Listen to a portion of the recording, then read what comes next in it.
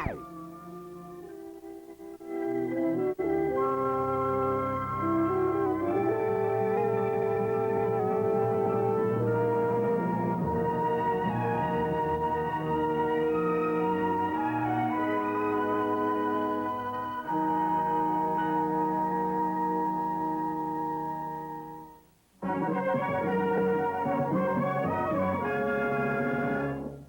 the beginning, it was a simple game. 75 seasons later, it has become a national obsession, creating larger-than-life heroes symbolic of the strength of American character. The Steel Curtain, the Purple People Eaters, the Pack, America's team. How did a whole nation get so caught up in a simple game? Watch the TNT original, 75 seasons, the story of the National Football League. Premieres next on TNT. Got a little butterflies? If you don't, work them up. You ought to have just a little bit of butterflies, just a little bit of shake. You get out there, stretch those joints a little bit, and kick there. If we die together. You can get it done. You can get it done. What's more, you gotta get it done. You gotta get out there and you gotta block, you gotta tackle, you gotta cover, you gotta protect. It ain't life or death out there. All we gotta do is go out and do the same thing we was asked from the first day we started. Do everything as good as you can, and then a little bit more.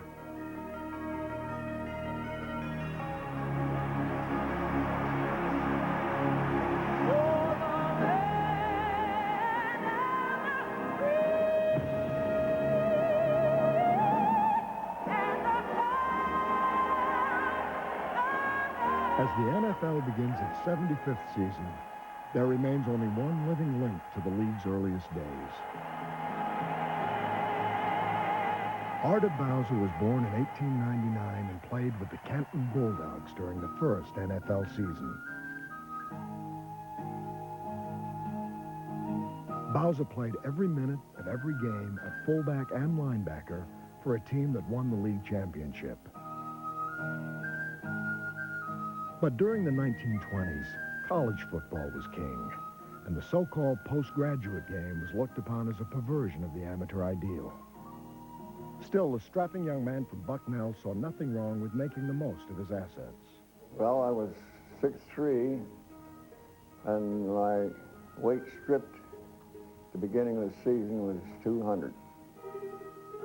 I spent my summers rolling plate glass at Pittsburgh Plate Glass Company in that heat, and they had me fried down to skin and bones when I weighed in at the beginning. We got paid by the game, $200 a game, and if you got hurt and couldn't play, you didn't get paid. $200 today is peanuts, but I wanted to get married, and I could now see the possibility of getting her a diamond, and made more money than I ever made rolling glass for Pittsburgh Plate Glass. So at that time, it seemed like a lot of money. The one game I played down there along the Ohio River, they'd stocked black coal during the war. And they'd taken all the lumps off, but that black coal dust was all over the field. And the white lines. I wish I'd have had a camera. I never saw such a perfect marked football field, black and white. And it rained. And when that game was over, we were just one solid black mass of that coal dust. Few players had contracts or loyalty to a single team during the NFL's rag days. On one Thanksgiving weekend, Arda Bowser played 4 games in 4 days under 3 different names. I went to Philly Thursday, took the train up to Mount Carmel, played on Friday, took the train back to Philly, played on Saturday, took the train all night to Canton and played at Canton. Played 4 times 60s, 240 minutes. No timeout, offense and defense. Finally got back to Lewisburg on Monday, and I had some money to put in the bank. I went up to the teller's window, and I had this money. And he said, "You must have been lucky in that crap game." I said, "It wasn't crap. It was hard work." Bowser's travels brought him face-to-face with the legendary Jim Thorpe, then captain of the most unique team in NFL history, the Oorang Indians. This squad, composed entirely of Native Americans, included players named War Eagle, Woodchuck, Joe Littletwig, Bear Behind, and Longtime Sleep. Oorang was not the name of an Indian tribe. The team was actually named for the Oorang Dog Kennels of LaRue, Ohio. After 2 losing seasons, the franchise folded. And although Thorpe was past his prime, he still impressed Art of Bowser. He was strong, he was fast, he was agile, he was brainy. He played hard, but he played clean.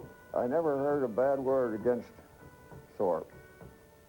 And athletes all admired his skill, his ability, his friendship. I think Thorpe was the greatest athlete of the century.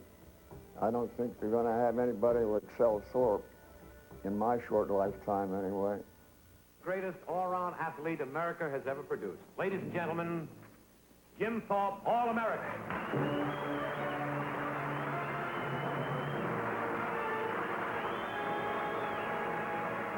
The American public would finally come to appreciate Jim Thorpe long after he left the playing field.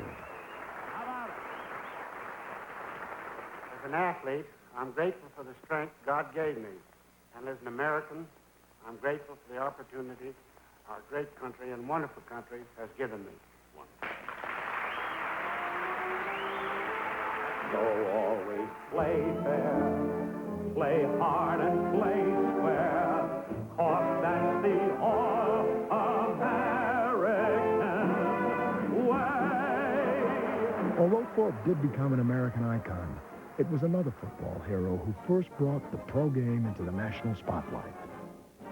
Hours after his final college game in Illinois, Red Grange signed with the Chicago Bears and immediately drew the largest crowds the NFL had ever seen, including 70,000 at the Polo Grounds for a game against the New York Giants. In one dramatic stroke, the NFL emerged from obscurity, and Red Grange looked like its savior. But Grange had his own plans.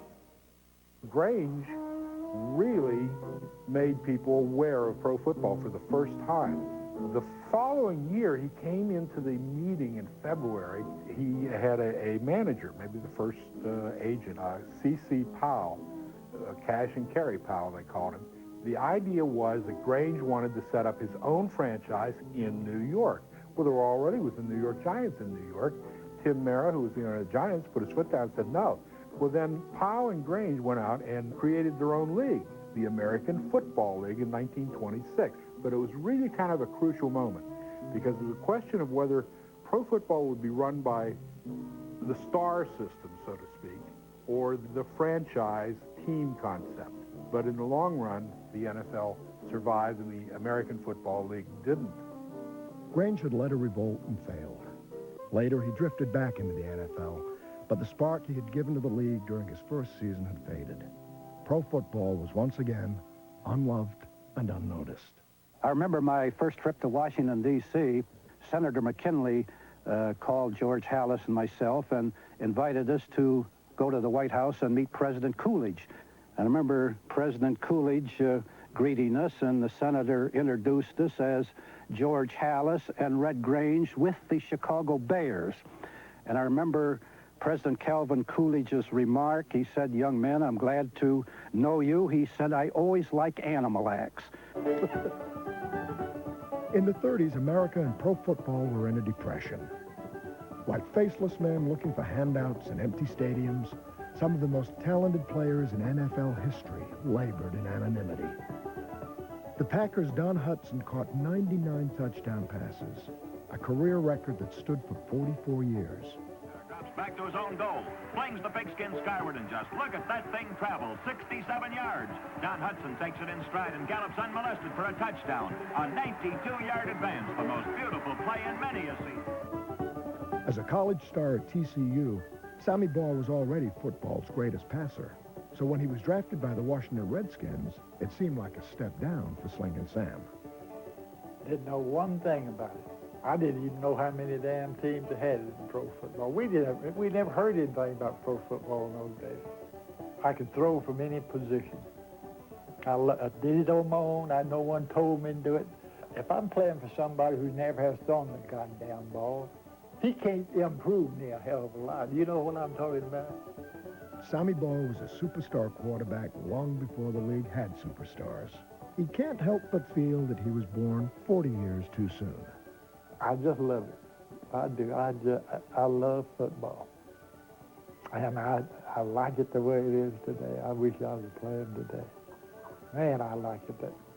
So it's a passing man again in this day and time.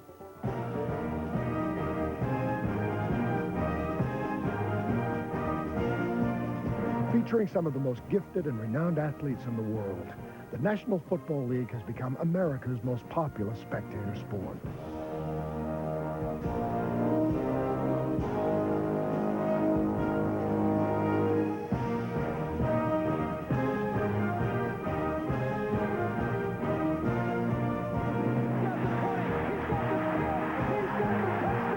These men have become more than the sum of their tackles and touchdowns. They have become heroes. And pro football has transcended the field of play to become part of the social fabric of America. We have a real hunger in this country for heroes. Let's get a little kid. Want my Coke? Let's get a tough guy who's an American hero, incidentally. Instantly, it became a football player. It just had to be a football player because football players were tough. That's the way it should be. I like to see the whole world smiling with me. Coca-Cola and Sprite. Have a Coke and Thanks, Mean Joe. Heroes in all walks of life speak the language of football. Early on, we took out the Iraqi Air Force. We did what could best be described as the Hail Mary play in football. I think you recall when the quarterback is desperate for a touchdown at the very end, all of a sudden every single one of his receivers goes way out to one flank and into the end zone, and he lobs the ball. Touchdown! Pro football is no longer just a Sunday afternoon pastime. Monday Night Football has made it a prime-time passion. Come on, let's go! Let's go, Bill! Come on! It turned the game into an event and the players into performers. I had the cameras. I had 10, 11 cameras on Monday Night Football. I had my cameras everywhere. They couldn't hide from me. I love you, Mom. Hey, look, you put too much salt in the pound cake last week. I want some chocolate chip cookies, will you? Don't put them damn raisins in it either. Today's players perform with finesse and fury, and above all, with flair.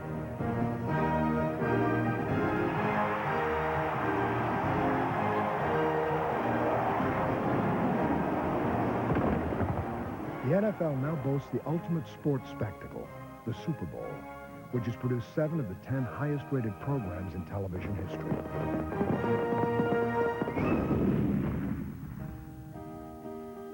In 75 seasons, 14,372 men have played in the NFL. Most of the originals are long forgotten, but it was the strong backs of men like Arthur Bowser that carried the game to where it is today. Lonnie Morris, pleased to meet you. Brandon, make sure. Wish I could trade with you. Yeah, all right.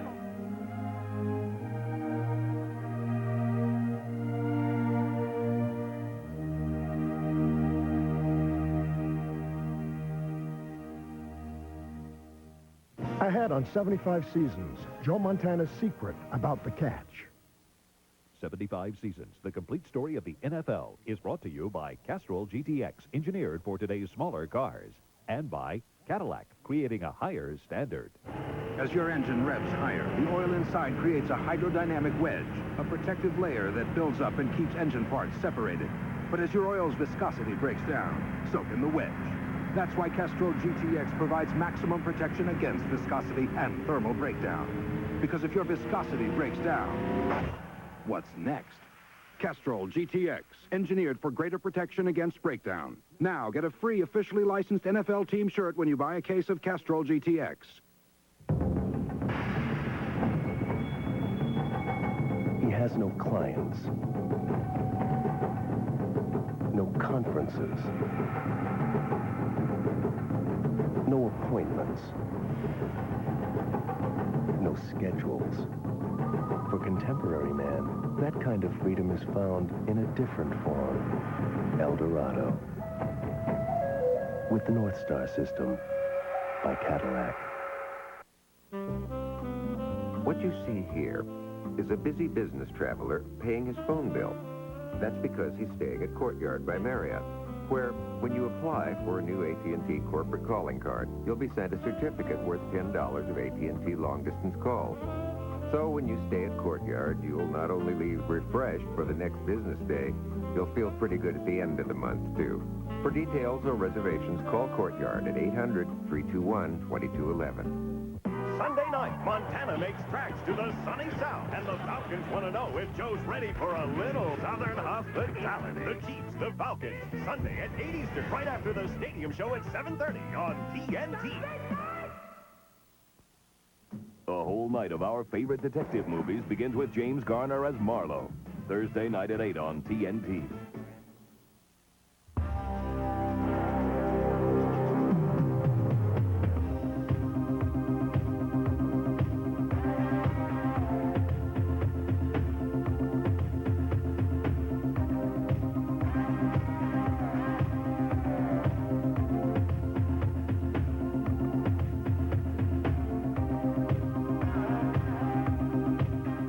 Make your next car or truck purchase from LeMay Pontiac GMC. Hi, I'm Ron Hubbard from Hubbard Investments. We're not in the business of asking you to accept low returns on your money. And we're not in the business of having you open an account so you can get a free plate or cup. However, we are in the business to have you seriously sit down and discuss what is best with your investment dollars. It begins now with picking up the phone and calling this number, 694-6100. Consultation is free, so don't delay.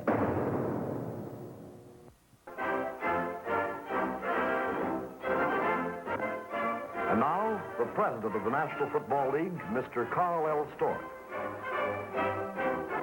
In Champions of the Gridiron, you will see a dramatic presentation of the great American tradition of clean, competitive sports, played by alert, red-blooded young men who play hard, who play fair, who play the game.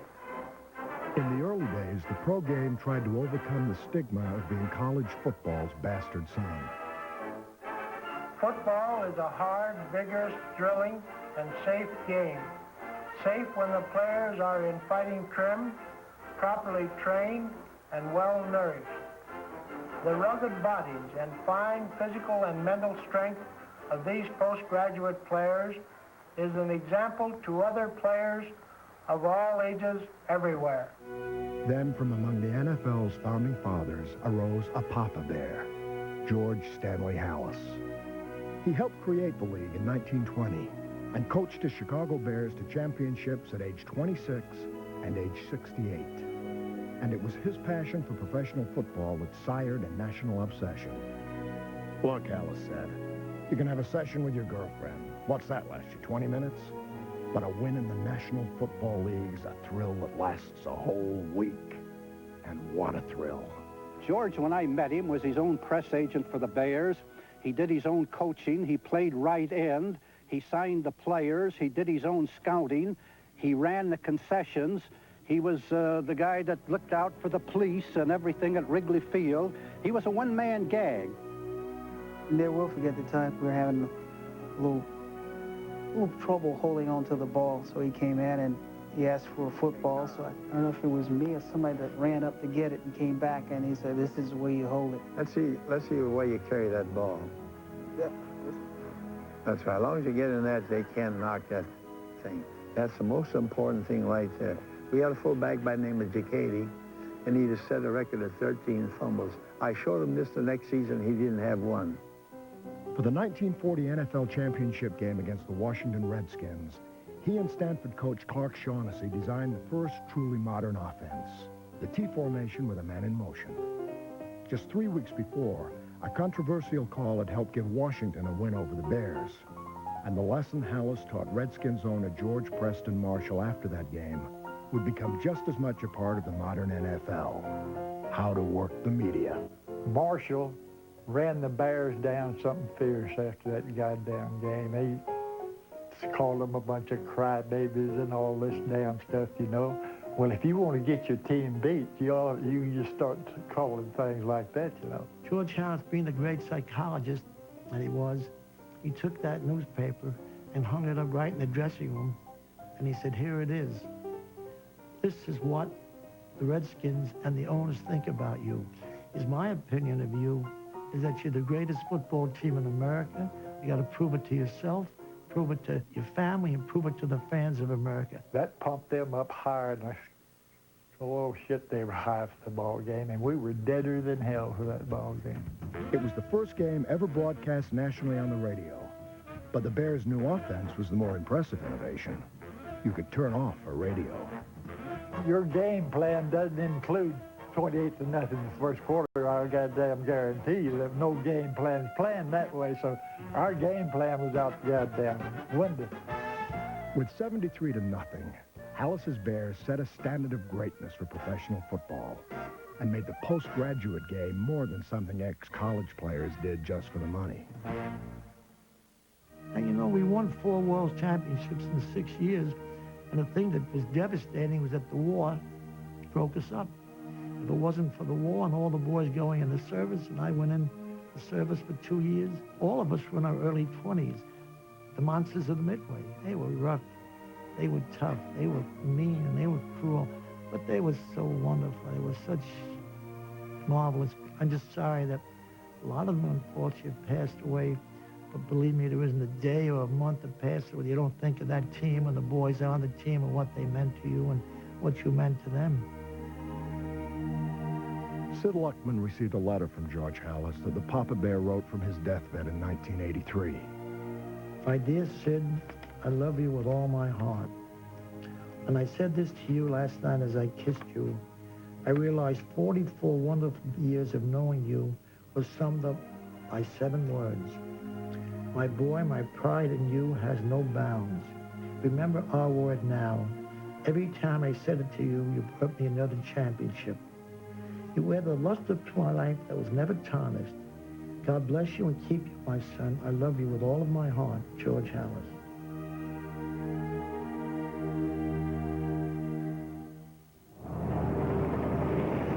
World War II created a new breed of NFL player. This is the face of pro football in the 1950s.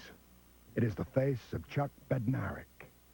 You know somebody's out there to get you. And boy, you're going to defend yourself. And now you just turned killer. And of course, as the game progresses and in the heat of the battle, you're getting hit. And then suddenly all you think of is, it's that kill. Kill. This is the way you go after him. You're frothing from the mouth. You say, get him. Get him.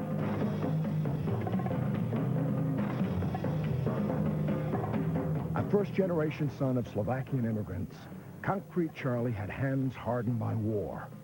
Hands first forged in the shadow of his father's steel mill. Hands once held by a mother who had known only hard times. Looky here, there. You're on television. Ah, no. Sony to Robia, Asia. No, please. Well, he will stop. And they, lots of kids wanted to fight him. And they told me, and I told him like that, don't hit him first. But if he hit you, anybody hit you first, give it to him. Give him a good one. I remember on the 4th down punting situation, I snapped the ball to the punter, and as soon as I brought my head up, pow! Jeez, my helmet flew off, and I saw these little black dots in the yellow thing, and I also saw the number, Roo. And I went up to him. I said, you son of a bitch, I'll get you. Number 65 was Chuck Noll. The feud grew over time. 4 years later, there's Chuck Noll. Lo and behold, the game's over. Here he comes. Here he comes. He said, are you ready, you? And I went, whoom. I mean, I gave him a shot, and he went down. Bert Bell fined me $500, and he said, I want you to apologize to that boy. Now, it takes a little courage to go up to somebody when something like that happened, to say you're sorry. So I remember it took, I was waiting, and then finally I went over and I said, I want to apologize for what happened in Philadelphia. And he came up close to me and he said, bullshit.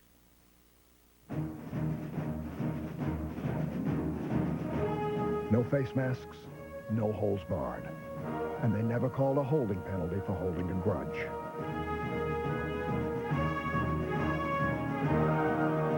These men had come back from the service. They'd been in a war.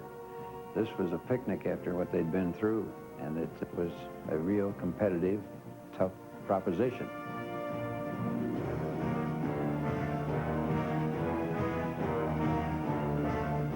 I can remember being at the bottom of the pile and listening to some of the conversations that go on at the bottom of the pile and some of the actions that go on at the bottom of the pile. You bite some things you might not normally bite. You grab some things you might not normally grab. This was the growing pains era. This was when we were fighting for recognition. We were fighting for space on television. We were fighting for recognition in the newspapers. And as far as the players were concerned, I think it was a period where it was a lot of fun. Hold on to your seats for this play, folks, for it'll be a long time before you see another like it. Everyone gets into the act as a wild scramble follows. Big Bill Fisher finally grabs up the loose ball, and the 250-pound guard goes barreling down the sideline. Fisher has a fine time before flipping to Billy Cross, who hops into the end zone. A ball carrier was actually allowed to get up and run if he was tackled, as long as the whistle didn't blow and his forward motion wasn't stopped. A new rule in 1950 allowing unlimited free substitution meant that players no longer had to play both offense and defense, and all the best athletes were on offense.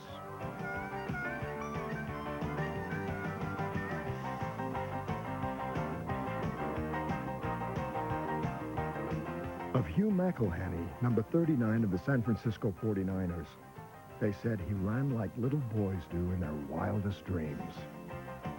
It was a time when it was okay for little boys to dream, and the NFL was becoming the stuff their dreams were made of.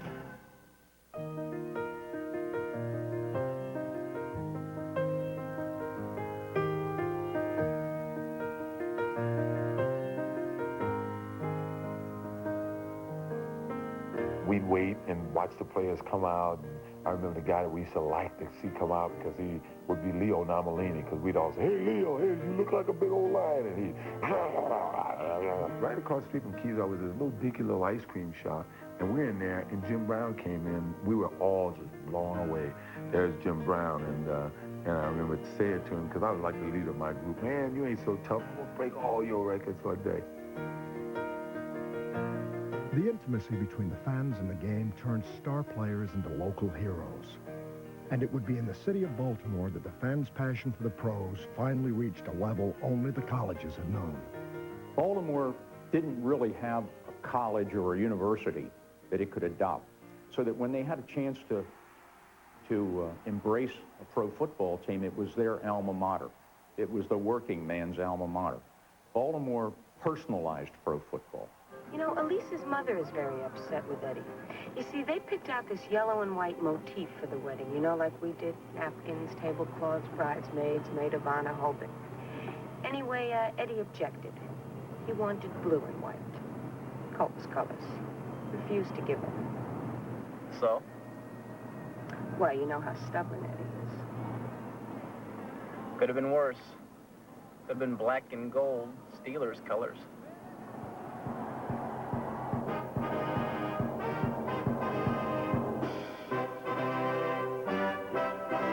The Colts of the 50s featured 8 future Hall of Famers, including number 24 halfback Lenny Moore, Raymond Berry, Artie Donovan, Gino Marchetti, and a true working-class hero at quarterback, number 19, Johnny Unitas. Unitas was cut as a rookie by Pittsburgh and was playing semi-pro ball in Western Pennsylvania for $6 a game when a friend sent a postcard recommending Unitas to Baltimore coach Weeb Eubank. The Colts gave him a tryout, and Unitas marched them into NFL history in the 1958 NFL Championship game. Although the game wasn't sold out, more people were watching it on TV than had ever seen a football game before. At the end of regulation, the score was tied at 17, forcing the first sudden death overtime in NFL history. Into this scene would step true heroes. Unitas, the golden arm guiding the Colts to pay dirt. Captain Marchetti with a broken leg, refusing to leave the field until he saw his team reach the end zone. And one unsung hero who saved the day for 40 million television viewers. The Colt fans rushed down from the stands to get close to the field, and they kicked out the main cable with NBC, and they lost the picture. But an unruly fan who probably had a little bit too much spirit internally and externally made his way down to the field, and that took a long time. The game had a long wait, and he really kind of saved NBC. He should be their silent hero for all time because he went down and delayed the game. They were able to get back for Alan Horsamici's final touchdown. Up over the ball. Come the Baltimore Colts. Unitas calling out the signals. Unitas gives to Amici. The Colts are the world champions. The most dramatic finish in professional football. A win in the National Football League, George Halas had said. What a thrill. What a thrill.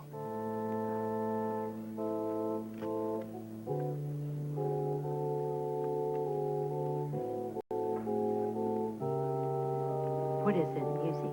Yeah, it's the Colts marching song. It's very tasteful. Very tasteful. 75 Seasons returns with the power of Jim Brown. Thursday night, if there's one place for some serious sleuthing, it's sure to be TNT.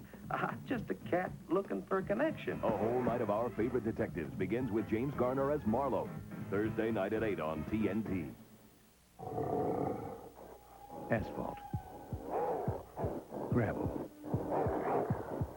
Mud. Water. They'll eat just about anything. General Tires. Original equipment on 5 of the top 10 selling vehicles and the 2 top selling pickups in America. General Tires. They eat the competition's lunch. See a General Tire dealer near you for details on how to win a trip to the Super Bowl and the Pro Bowl. Some of you believe your system is the most advanced in the universe. Let's review the numbers. Sega Genesis is 16 bits. 3DO is 32 bits. The Atari Jaguar is 64 bits. Which is more advanced? Clifford! With 64 bits, 3D graphics, real-world animation, and lightning speed that you can only get with Jaguar. Which is more advanced? Clifford! Can you repeat the question? Jaguar! Jaguar! Jaguar!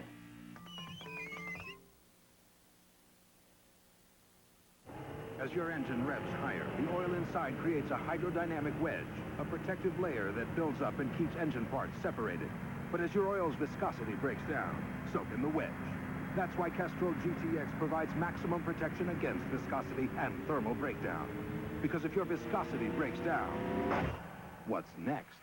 Castrol GTX, engineered for greater protection against breakdown. Now get a free officially licensed NFL team shirt when you buy a case of Castrol GTX. Only one defined agility like Edwin Moses. Only one embodied control like Evelyn Ashford. Only one personified endurance like Frank Shorter. Only one runs like this. Seville STS with the North Star system. The great performers are always creating a higher standard. Sunday night. Over Chiefs, the Falcons. Sunday at 8 Eastern on TNT. Sunday night! Used cars, used cars, used cars. It's Saturn of Waukegan's Used Car Blowout. Over 100 used cars, trucks, and vans will be on sale this Saturday only 8 a.m. to 6 p.m. Bankers will be on hand for instant financing, and bad credit is no problem. We finance when others have given up. Saturn of Waukegan's Used Car Blowout this Saturday only, 8 a.m. to 6 p.m. Saturn of Waukegan, 500 South Green Bay Road.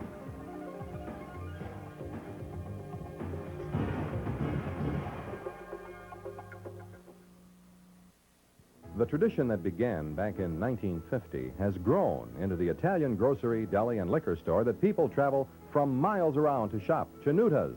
At Chinuta's, we strive to make your shopping experience something special. This month, Michelob Light or Regular, $7.99 for an 18-can case. Busch Light or Regular, $5.87 an 18-can case. And our deli offers an assortment of delicious homemade Italian specialties, muffalato, or foot-long sandwiches. Chinuta's. Bobby Mitchell, who do you think you are? We're getting ready to play a football game, and you're coming down late to get this bus. You're hurting our football, just so you know. And Jim Brown is standing there like this. Now, Jim know he is talking to him. All the things he wants to say to Jim, he is saying through me. It was tough for Paul Brown to attack Jim Brown in front of other players because Jim was so bigger than the rest of us because of his talent and his intelligence and his ability to control situations. He wasn't a person that you could just, you should have ran that play this way, or you couldn't do that to Jim Brown. And Paul Brown had one person that was different from he'd ever had, and it was tough for him.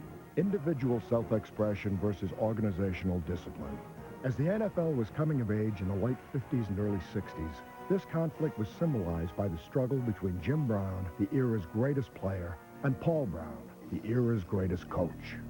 Paul, in a sense, entrapped himself. He may not have stayed abreast with the mindset of the athlete in those days, and he expected the things to remain much as they had been, in which there was much discipline, much as the military in World War II had, in which he could count on the players just responding to his every request, and that they would be there when he needed them. It was said that Paul Brown answered to himself and to God, so long as God didn't try to call any plays. Paul Brown called all plays. He sent them in because he felt that he would know in a situation better than a quarterback. We disagreed on that totally as a team. The players were united against him to have him open up the offense and do things that were more innovative. Players always talk among themselves and always think they know more than the coach, and we were no different. But then what happened was that Art Modell came in, bought the team, and that was the end of it because Art eventually got rid of Paul. In 1963, Art Modell replaced Paul Brown with Blanton Collier. Collier said, "I think the boys like to feel they have a part in running the thing." That year, Jim Brown set a new all-time single-season rushing record. I did have a resolve to show the general public that Jim Brown was not a player that needed Paul Brown necessarily. And I had the freedom of Blanton Collier, so I was able to express myself fully.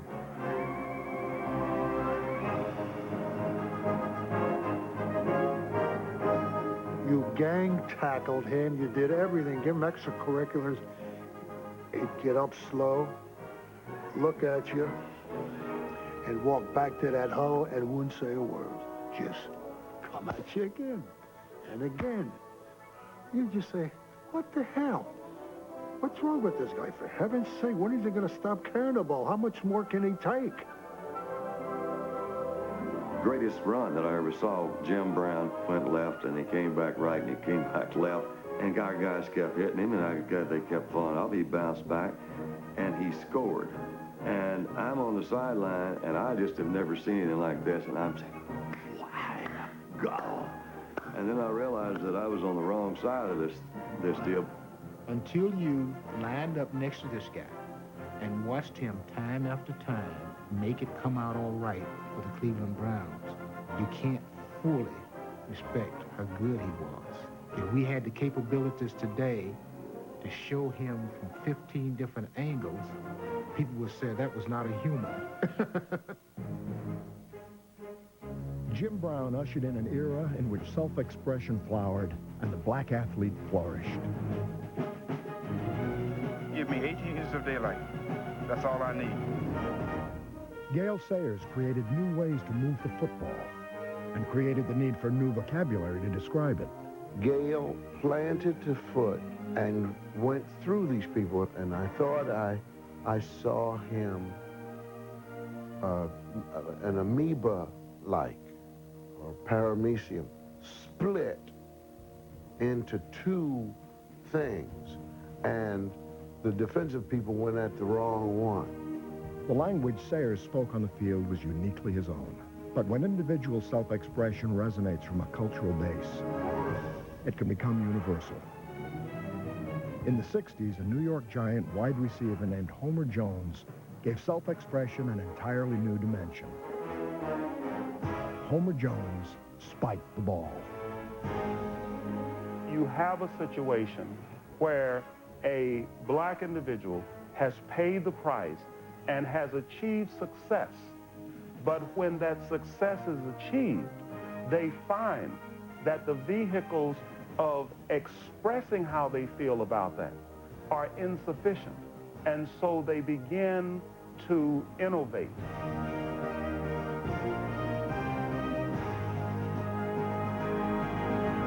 And so when you see this continual creativity coming from black athletes, the high fives, spiking the balls, dancing in the end zone, what you are witnessing is the creation of a vehicle to express that joy for which there is no mainstream language.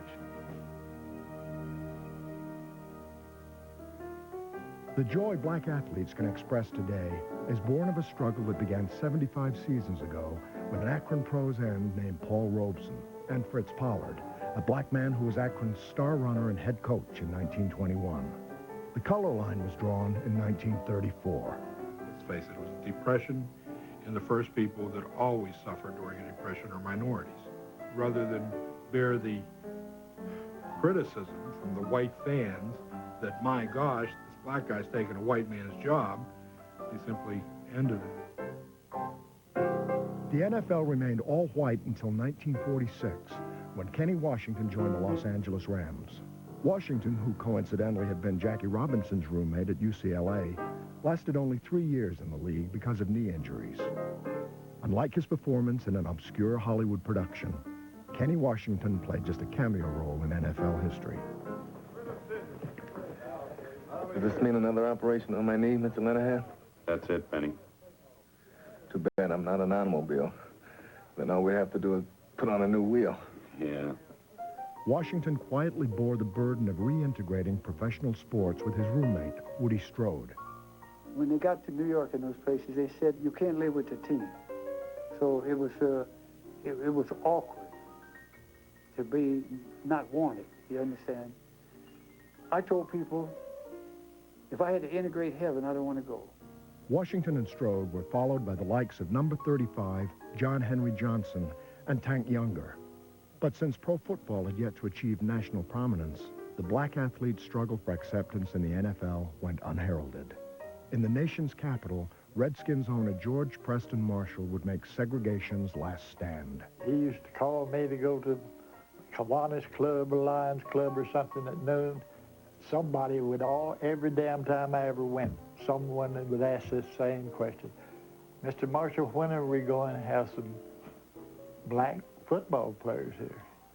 He had the same answer to all of them. He said, we're going to start playing black players when the Harlem Globetrotters start playing white players. By 1962, it had become a political event, and Congress pressured Marshall to integrate. But only after consecutive seasons in which the Redskins won only one game did Marshall trade for Bobby Mitchell, and he showed him some century-old Southern hospitality. We break camp, we come into Washington and have the welcome home luncheon. I'm standing there, and everybody stands up. And the shock for me was they started singing Dixie. And I'm standing there, and I'm looking around, and everybody just singing their hearts out. And George Preston Marshall was on the next podium down from me. And he turned around, he looked up at me, and he said, Bobby Mitchell, sing! This is loud. And I just started to mouth. I didn't even know the words. Mitchell rose above the insults, and his Hall of Fame talent and grace helped restore the Redskins to respectability.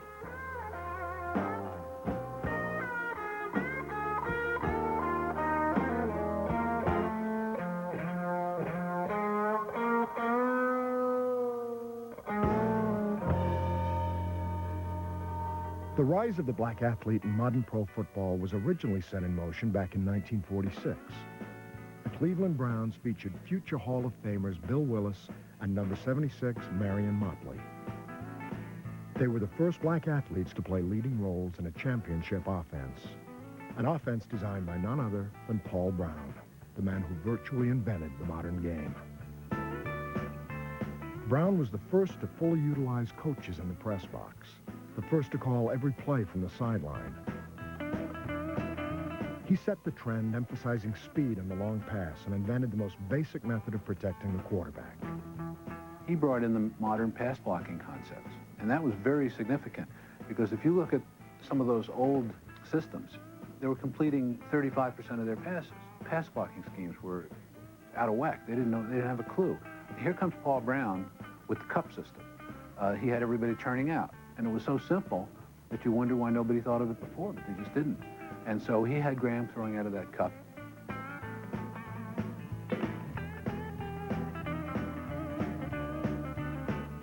Of course, the legend is that when the linemen would break the huddle, they'd all chant, "Nobody touches Graham." Otto Graham did get touched once in a while, so Paul Brown invented the face mask. From 1946 to 1955, Brown and Graham led Cleveland to 4 All-America Conference titles, and after Cleveland joined the NFL in 1950, 3 World Championships. Graham was perfect to play the leading role in Brown's system. He was the All-American boy, the face on the cereal box. After all, not everybody could play for Paul Brown. In my opening lecture, I always said to them that if you're a bum, a boozer, a chaser, that kind of person, I'm not interested in you making our team. I heard a story once that somebody once belched in a meeting, and Paul Brown once cut him because of that. The guy went on to become an All-Pro, Doug Atkins. That's the kind of tyrant, respected tyrant that Paul Brown was. The tyrant was also a masterful teacher. 11 of the first 28 Super Bowls were won by coaches who once worked under Paul Brown. And he transformed football from a battle of brute force into a match of wits. I've always said that he put the classroom into pro football. He brought teaching into coaching. It was just like going back to school. When I arrived at Cleveland Browns, I got a book this thick, and I said, Jesus, I couldn't wait to get away from the University of Illinois. Here I am going back to school. By giving IQ tests to the athletes, he made a statement that I want the brightest, most capable people. And suddenly the mental part of the game became very, very important. While Brown used broad brushstrokes on the bare canvas of modern football, one of his former assistants sketched detailed compositions. Bill Walsh not only found innovative ways for 11 X's to beat 11 O's, he created more sophisticated methods to measure a player's football IQ. When he brought me in, one of the first things he did was to ask me to develop a personality profile inventory instrument. Give it to his main guys, Joe Montana, Jerry Rice, Ronnie Lott, Roger Craig. Show him the profile of his team. And then we want to take every guy that we draft from that point on, do a profile on them, and literally put it up on a transparency and see 49ers are high on competitiveness, this guy's low. 49ers are tremendously high on trust, this guy's low. Where Paul Brown's players had to meet his arbitrary standards, Bill Walsh let his players set their own standards.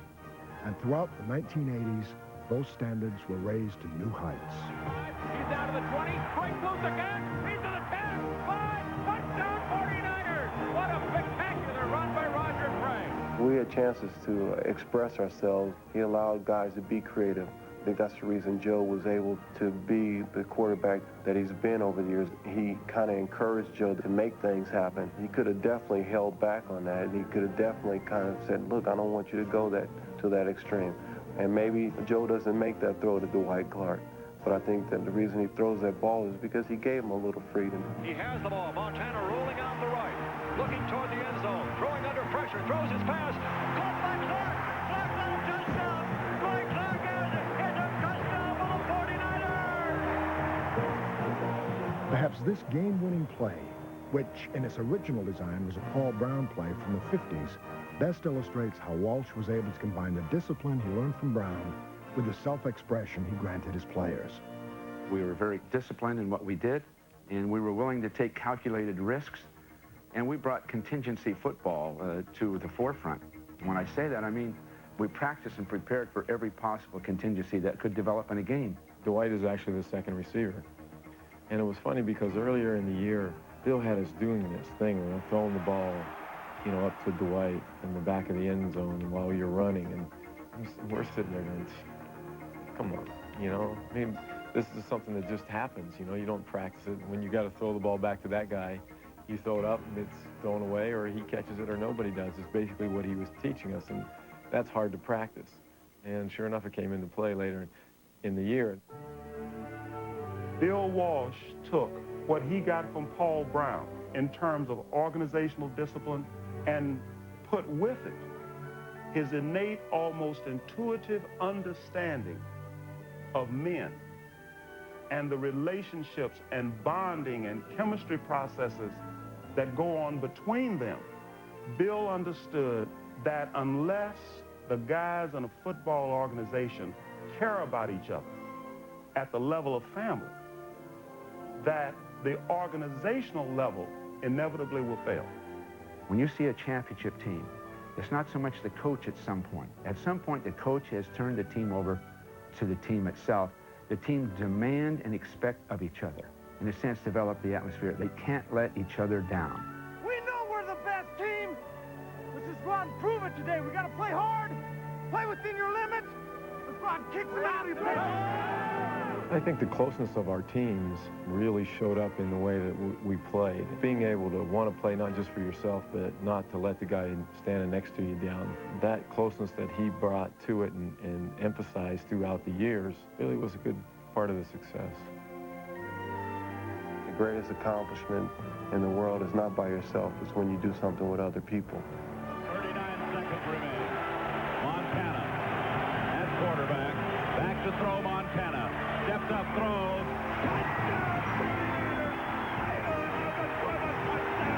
And the 49ers have won the Super Bowl. Everybody sold out this week. Everybody. Damn, it's great, isn't it?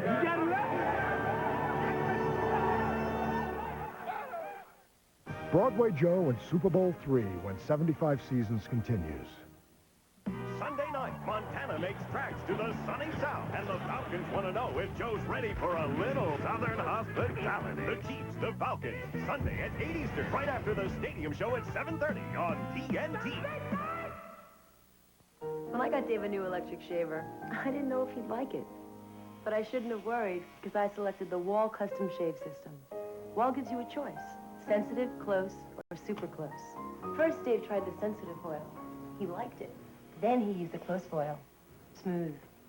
Sometimes Dave prefers the super close foil when he wants to be really close. So whether your man's tender or tough, the Wall Custom Shave System, the shaver of choice.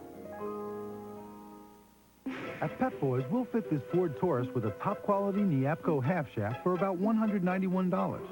Your dealer could charge around $400. Once again, deal? Dealer. Come to Pep Boys and drive away happy. At Pep Boys, top-quality Niapco half shafts come with our lifetime warranty. At other places, you may only get 90 days. Let's see, lifetime or 90 days? Get a lifetime. Come to Pep Boys and drive away happy.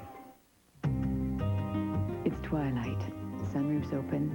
We're cruising down the coast highway in my new Bonneville. Yeah, I'm in an evening dress. He looks great. Soft music on the CD. He leans over and says, "This is nice. Dual airbags, traction control, over 200 horsepower. He even knew it was almost 15 grand less than a BMW or Lexus. So it was love at first sight. You could say that.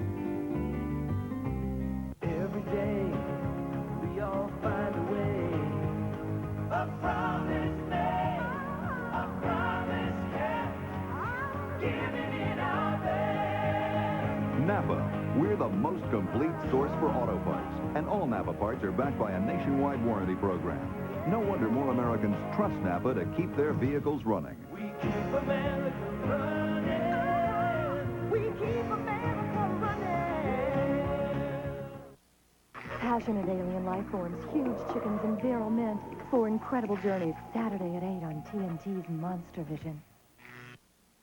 In 1975, InstiPrints introduced While You Wait printing to Kenosha. They remain the leader in instant printing. Your order is analyzed and processed promptly. High-speed or color copies while you wait. Typesetters execute your ideas. Proofs are provided for your approval. Orders are quickly printed on InstiPrint single or multicolored presses. Some printers call themselves Speedy or Pronto, but only one printer meets deadlines fast enough to be called InstiPrints. We're not your typical quick printer. We're InstiPrints of Kenosha. Wanda Lynn Bello. She's not only concerned about keeping herself fit, but has carried out that attitude into her government responsibilities as a city alderman for the past 5 years. Wanda Lynn, running for the Register of Deeds, quick to take the offense and quicker to get the job done right. Now Wanda Lynn wants to use those talents to make the Kenosha County Register of Deeds office the type of first-class operation it was meant to be. Now it's your choice, the people's choice. Vote Wanda Lynn Bello for Register of Deeds on September the 13th. Let's meet another challenger. Will you enter and sign in, please? In the early part of the 1960s, pro football had not yet left a forceful imprint on American culture. Nitsky, is that right? On the night after Green Bay's Ray Nitschke was named MVP in the 1962 World Championship game, the panelists of What's My Line were stumped by his occupation. Score on What's My Line? Yes. Fine, and let's let the audience... Their puzzlement was probably shared by most Americans. What's your line?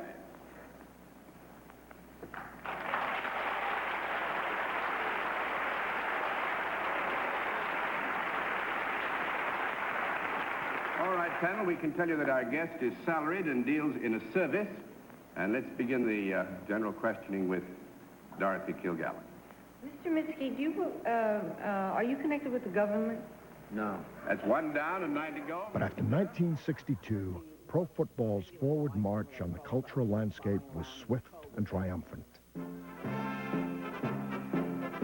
The NFL's 13 franchises, which had operated like separate fiefdoms, were unified by Commissioner Pete Rozelle, a promotional wizard who saw that network television could energize a sport whose popularity fluctuated from region to region.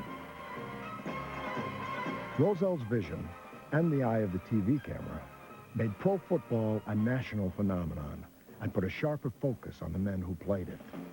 It occurred to me that it changed the game of football forever. It made it a bigger game, and then in the middle 60s, we started to become personalities, faces, instead of helmets. Hey, you can't park that animal over there. It's illegal.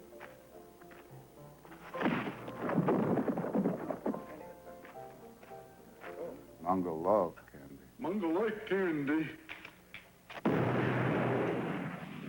When Hollywood drafted Jim Brown to fight in World War II, the great running back demonstrated the same form he had used to negotiate the NFL's combat zones. The 60s were defined by hard running and hard hitting.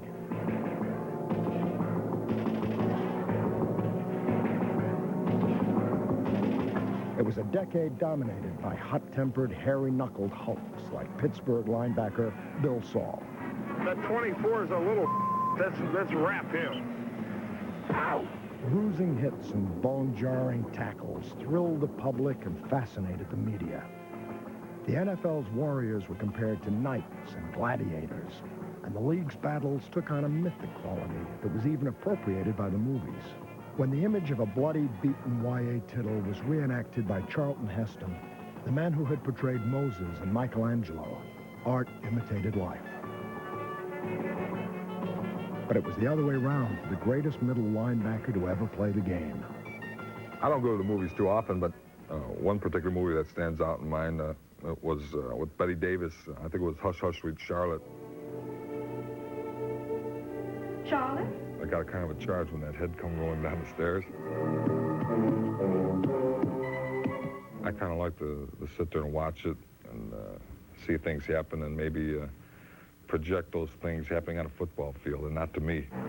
Dick Butkus and most of the defensive players of the decade maintained a scowl on their faces after the final gun sounded. Nice try.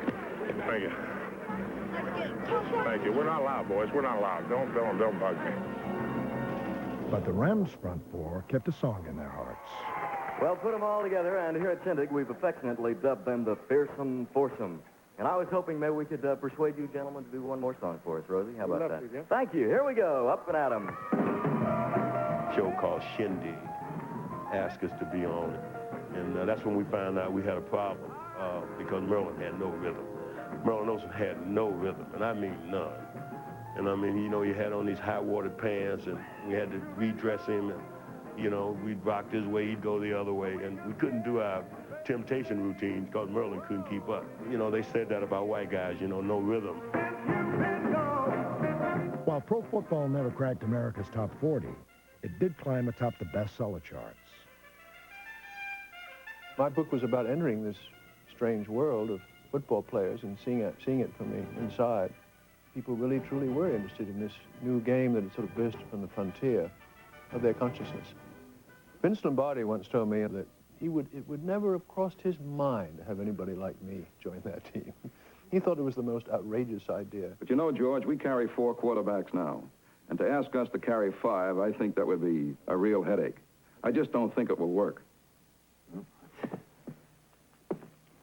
Have you tried the AFL? Many NFL castoffs did try the wild new league, including quarterbacks Len Dawson and Jack Kemp. People still come up to me and say, hey, I used to love those old AFL games.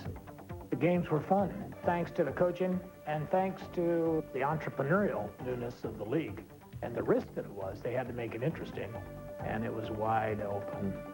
And the National Football League was much like the Big Ten, 3 downs and a cloud of dust. They didn't throw the ball very much. We were a passing league. People wanted to see you throw the ball. They didn't give a damn who caught it. The American Football League's fast-moving, field-stretching style ultimately changed the way pro football was played.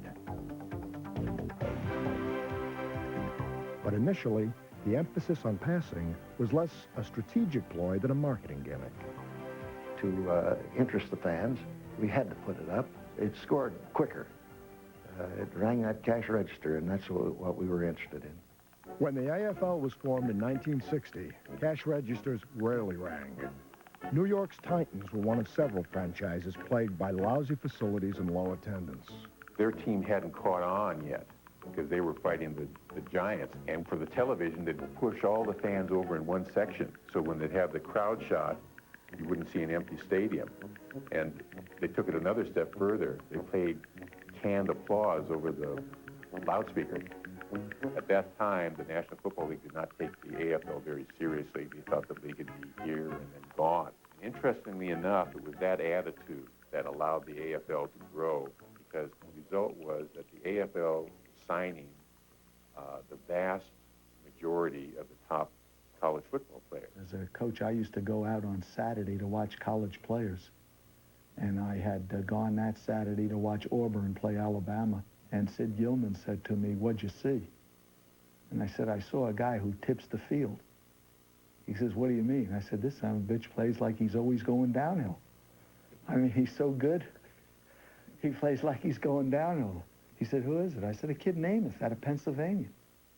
In 1965, Joe Namath joined the AFL's Jets when the NFL's Cardinals wouldn't take his signing demands seriously enough. 2 representatives from the Cardinals came to my dormitory in University of Alabama, and we met up in my dorm room, and they told me they had drafted me, which I was aware of, and asked me what I wanted to sign. And I told them $200,000, and they both leaned back. Oh, my goodness, you know, fell down on the bed. The guy was standing here and leaned back against the wall screaming like they were in agony. And after they calmed down a little bit, I said, there's one more thing. They said, what? I said, a new car. They said, a new car, too. I said, yeah. They said, what kind of car? I said, a Lincoln Continental. And they said, oh, that figures, that figures. They went nuts. All right, 75 double choice. Flanker, Argo, out, and K-go on 2.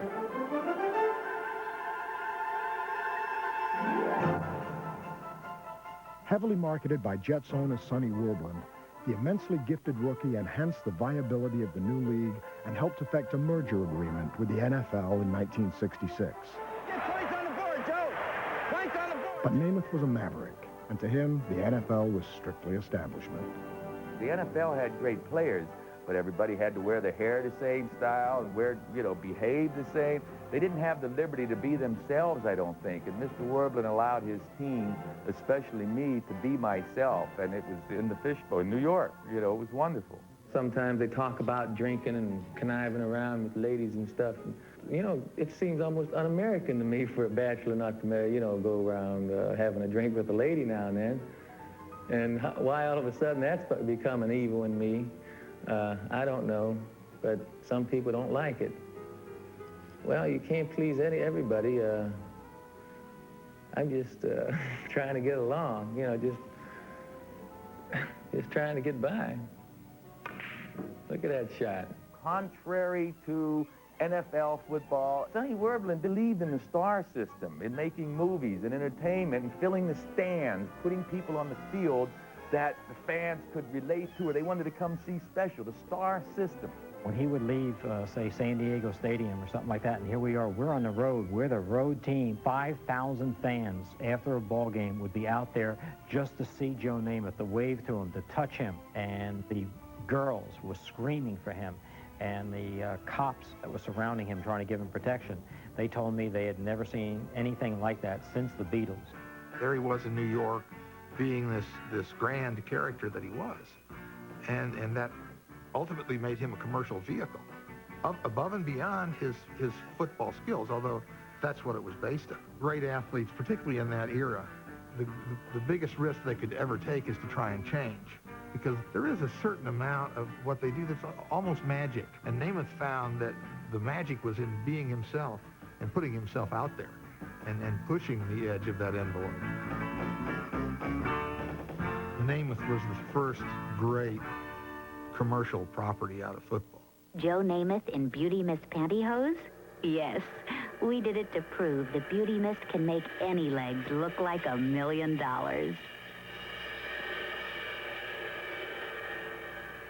Now, I don't wear pantyhose, but if Beauty Mist can make my legs look good, imagine what they'll do for yours. Whenever I saw it the first time, I turned my head away. I couldn't look at it anymore. I didn't look at it for years. I really didn't. But nothing manufactured by mortal man could make Namath's legs look good. During his 13 pro seasons, he underwent 5 knee surgeries. The idea of Namath after so many surgeries, and, you know, which costs him his mobility, which makes everything that he does that much more amazing. And he plays with that horrid pain, and it's like that red badge of courage. You know, a guy who will play with that kind of pain is a guy everybody respects. By the late 60s, Namath's courage and competitive fire helped establish him as the most celebrated athlete in America. He made headlines with his outstanding deeds and outrageous comments, like a certain guarantee he made at a banquet prior to Super Bowl III. I got up to the podium, and about the time I'm getting ready to talk, a guy in the back of the room, "Hey, Namath, we're gonna kick your..."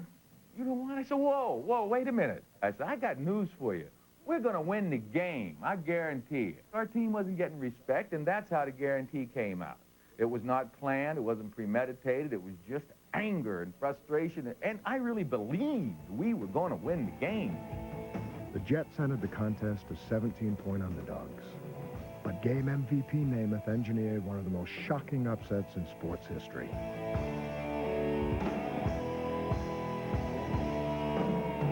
Joe Namath always fancied himself a rebel, but when Super Bowl III reached its climax, he joined a privileged fraternity that has grown in stature over the course of 75 seasons, a fraternity of champions. When the game ended, there was such a feeling of elation, joy, a tickling explosion inside. The teammates, you know, we did it! We did it, you know? It was wonderful, and going off that field, it was kind of like a finality of it, you know, yes, and everybody's cheering, and finally, we did it, we did it, we did it, we were #1. I never put my hand up like that for some reason. I don't know why, but that's the only time, and it was just a feeling. I didn't think about it. It was just, yes, yes, yes. Oh, it was great. Still to come on 75 seasons, the Raiders. 75 seasons. The complete story of the NFL is brought to you by Wall, makers of the extraordinary custom shave system with 3 different interchangeable foils so each man can choose the shave that is best for him. When I got Dave a new electric shaver, I didn't know if he'd like it. But I shouldn't have worried because I selected the Wall custom shave system. Wall gives you a choice, sensitive, close, or super close. First, Dave tried the sensitive foil. He liked it. Then he used the close foil. Smooth. Sometimes Dave prefers the super close foil when he wants to be really close. So whether your man's tender or tough, the Wall custom shave system, the shaver of choice. Whoever said, into each life some rain must fall, never lived under our shingles. Owens Corning. We make the difference. If men weren't meant to fly, they wouldn't have put our Advantex fiber in skis. Owens Corning. We make the difference.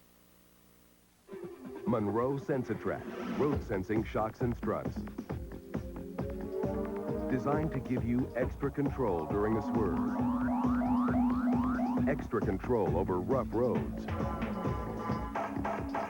Monroe Sensitrack gives you both extra control and ride comfort automatically. Monroe Sensitrack, like 2 shocks in 1. Call 1-800-STRUT now for a Monroe Sensitrack dealer near you. Looking good. Faced with your car is a great idea. Yeah, especially when it's my new Grand Am. Well, you couldn't take my car. Doesn't have analog brakes or an airbag. Or 150 horsepower. Your car couldn't keep up with me.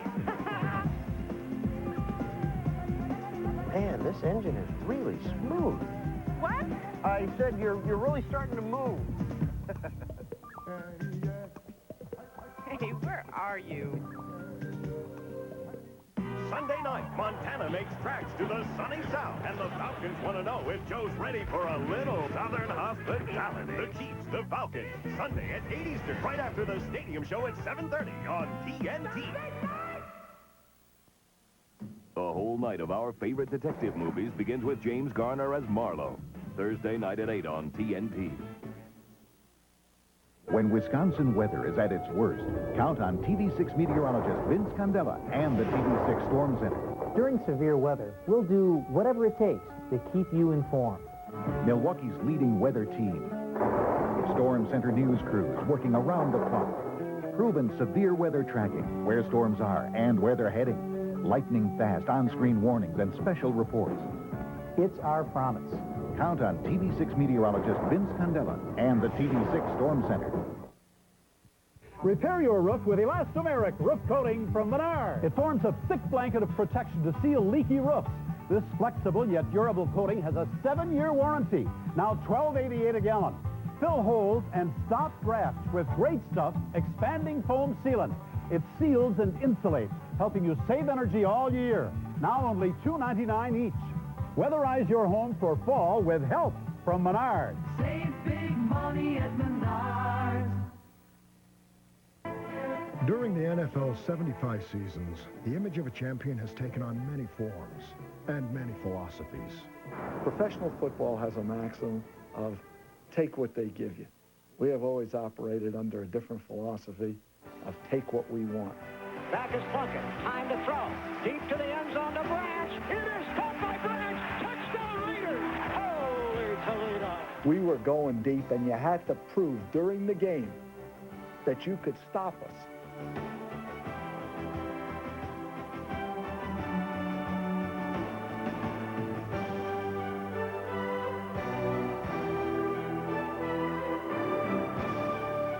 All you did was play hard, and you hit people, and you hit them as hard as you absolutely could, because that was the Raider way. I guess the image started building. The more you win, the more you would get this image. And I remember teams coming on the field and just laying down and letting us beat them. And we were wondering why. Those were good teams with good players, but they just were afraid of that image. You were always playing against a tough football team, and some of the guys cheated. Some of the guys kicked and bit and hit you in the back, and some of that kind of stuff. Hit you in the back of the head, and it's on film.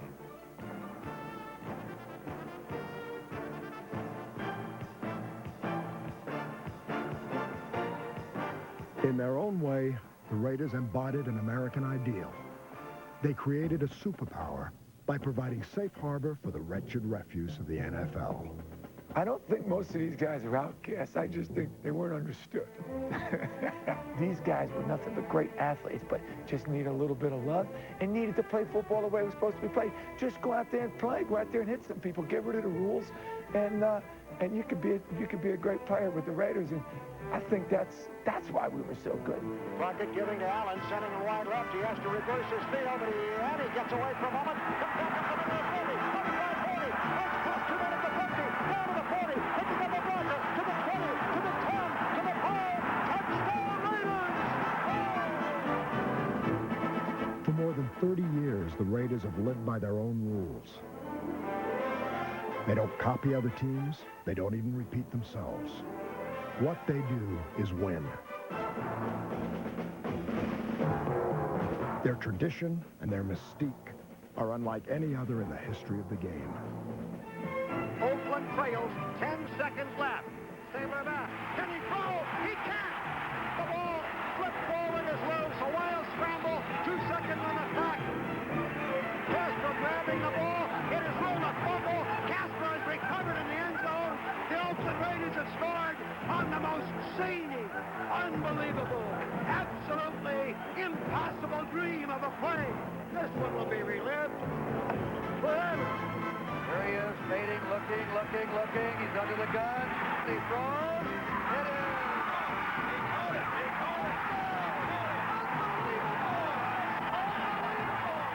You know, you go in a locker room.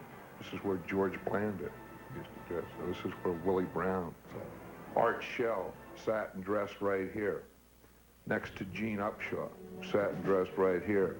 Who was next to Jim Otto, who sat and dressed right here, and they're all in the Hall of Fame. Yeah, so that's a certain mystique. This permeates the entire organization. First and foremost is to win.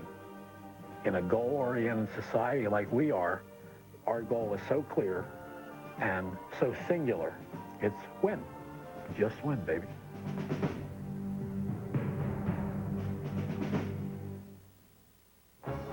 While the Raiders were mavericks, the Dallas Cowboys were straight shooters. Their clean-cut image made them America's team. But during the 90s, the Cowboys were rebuilt with stars of a different stripe. If you're going to talk the talk, you got to walk the walk. Hey! The guy came in, no experience in the NFL, remarkable burst of ego, and immediately took charge. And he said, I'm doing it. I'm running it. It's going to be my team, sink or swim. I'm taking charge of trades, personnel. And by golly, he did.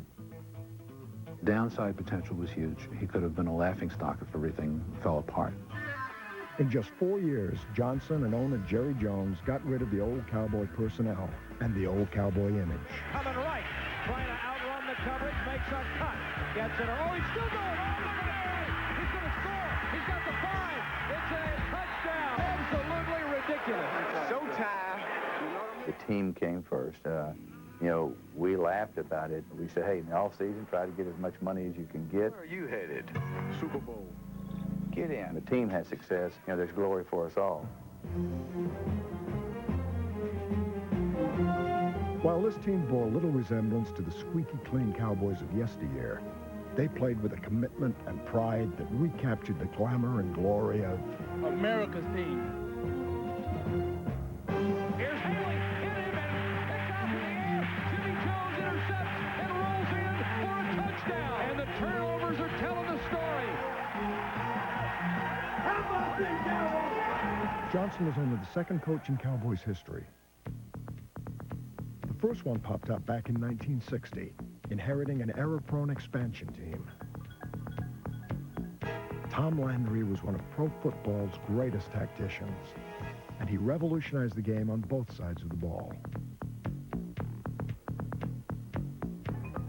But while Landry was a brilliant innovator, he had to learn how to become a motivator. We would have played for nothing. We loved to play. And what I kept wanting back was this emotional nutrition from these people. You know, tell me something good about myself. I said to Coach Landry, I said, I really want to go somewhere else. You know, I've got enough confidence in myself, and you don't need to be destroying my own confidence. Roger Staubach was a passer who loved to run, and he pushed Landry's patience to the limit. I put up with him calling plays, and he put up with me running, my instinct. And I know he didn't like it. He said, well, you'll learn.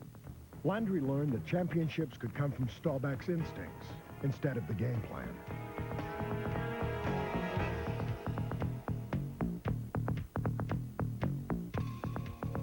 He can make it funny at times, too. I mean, he said, here's the guy in the hat wants to call this one, but here's the one we're going to do. But he was good. Staubach led his team to 14 victories in the final 2 minutes, earning him the rank of Captain Comeback. It was the symbol of solidarity, symbol of home, and symbol of America. If you were going to go to war, you'd love to have, you knew he was going to be there for you, with Mr. America. No play better defined the Cowboys than a prayer of a pass against the Vikings that became known as the Hail Mary. Well, the Cowboys need a miracle. Roger takes the snap, pumps it once. He's going long. Down the near sideline for Drew Pearson. Pearson makes the catch at the 5. Touchdown! Would you believe it? The Dallas Cowboys have produced 7 Super Bowl appearances and 4 World Championships.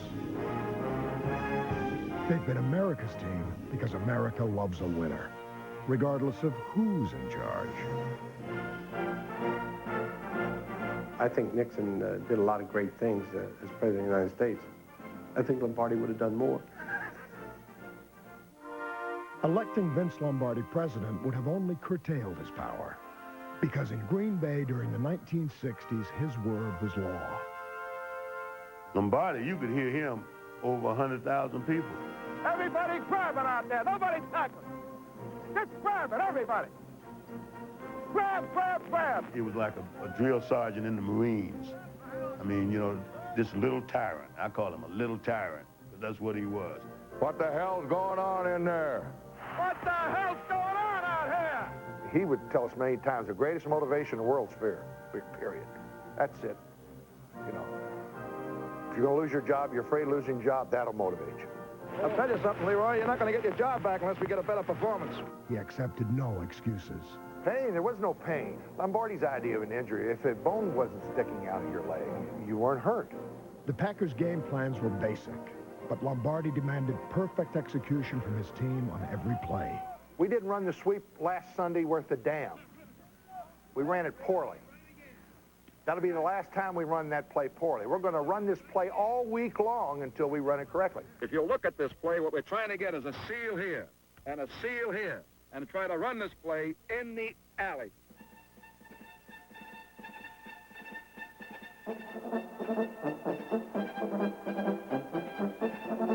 Lombardi's plays stemmed from a simple philosophy, but in dealing with his players, he applied a more complex psychology. He wanted you emotionally involved, and he would tug and push. Come on, look at me, look at me, look at me, look at me, look at me, look at me. And pull and pat. Hey, it's supposed to be a hell of a defensive club. It didn't look like it to me. All the way down, about 70 yards. And hug and caress and kiss, do whatever he had to do, and he seemed to have a great ability to reach inside you and turn your motor on. That's what coaching was about with this man. This man was going to absolutely get an absolute best effort out of you that he could get. I know I'm an emotional man. In order for me, for example, to give everything of myself, to take the mental anguish that's all part of this game, the emotionalism that's all part of this game, in order for me to do this for someone else, I think there has to be a certain amount of love for that other person. There's love for each other, in other words, in the game of football. This love was returned in the ways the Packers made endless personal sacrifices to ensure the team's success.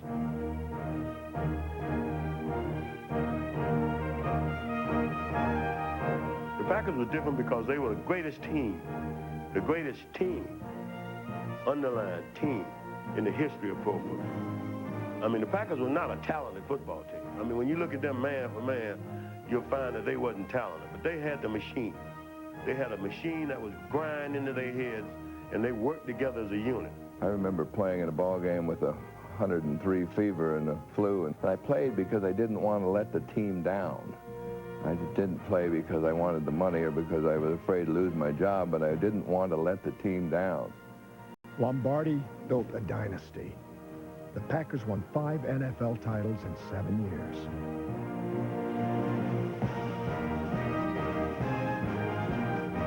And what would become their most memorable victory symbolized how sacrifice and execution are the essence of a championship football team. If I had to pick a drive and a time and a game to explain to you what the Green Bay Packers were all about, I would pick the Dallas game when it was 55 below zero and we moved down the field at 70 yards to score with 16 seconds remaining to beat the Cowboys and go on to Super Bowl II. I think that would pretty well typify what the Green Bay Packers were all about. In a game known as the Ice Bowl, all that stood between the Packers and a third straight NFL championship was the proper execution of a single play. The little tyrant wouldn't have wanted it any other way. Here are the Packers. 3rd down, inches to go. To Bader. 17-14. Cowboys out in front. Packers trying for the go-ahead score. Starr takes the snap. He's got the quarterback taken. He's in for the touchdown. The Packers are out in front. And the Green Bay Packers are going to be world champions. Next on 75 Seasons, the greatest moment in NFL history. Friday on TNT.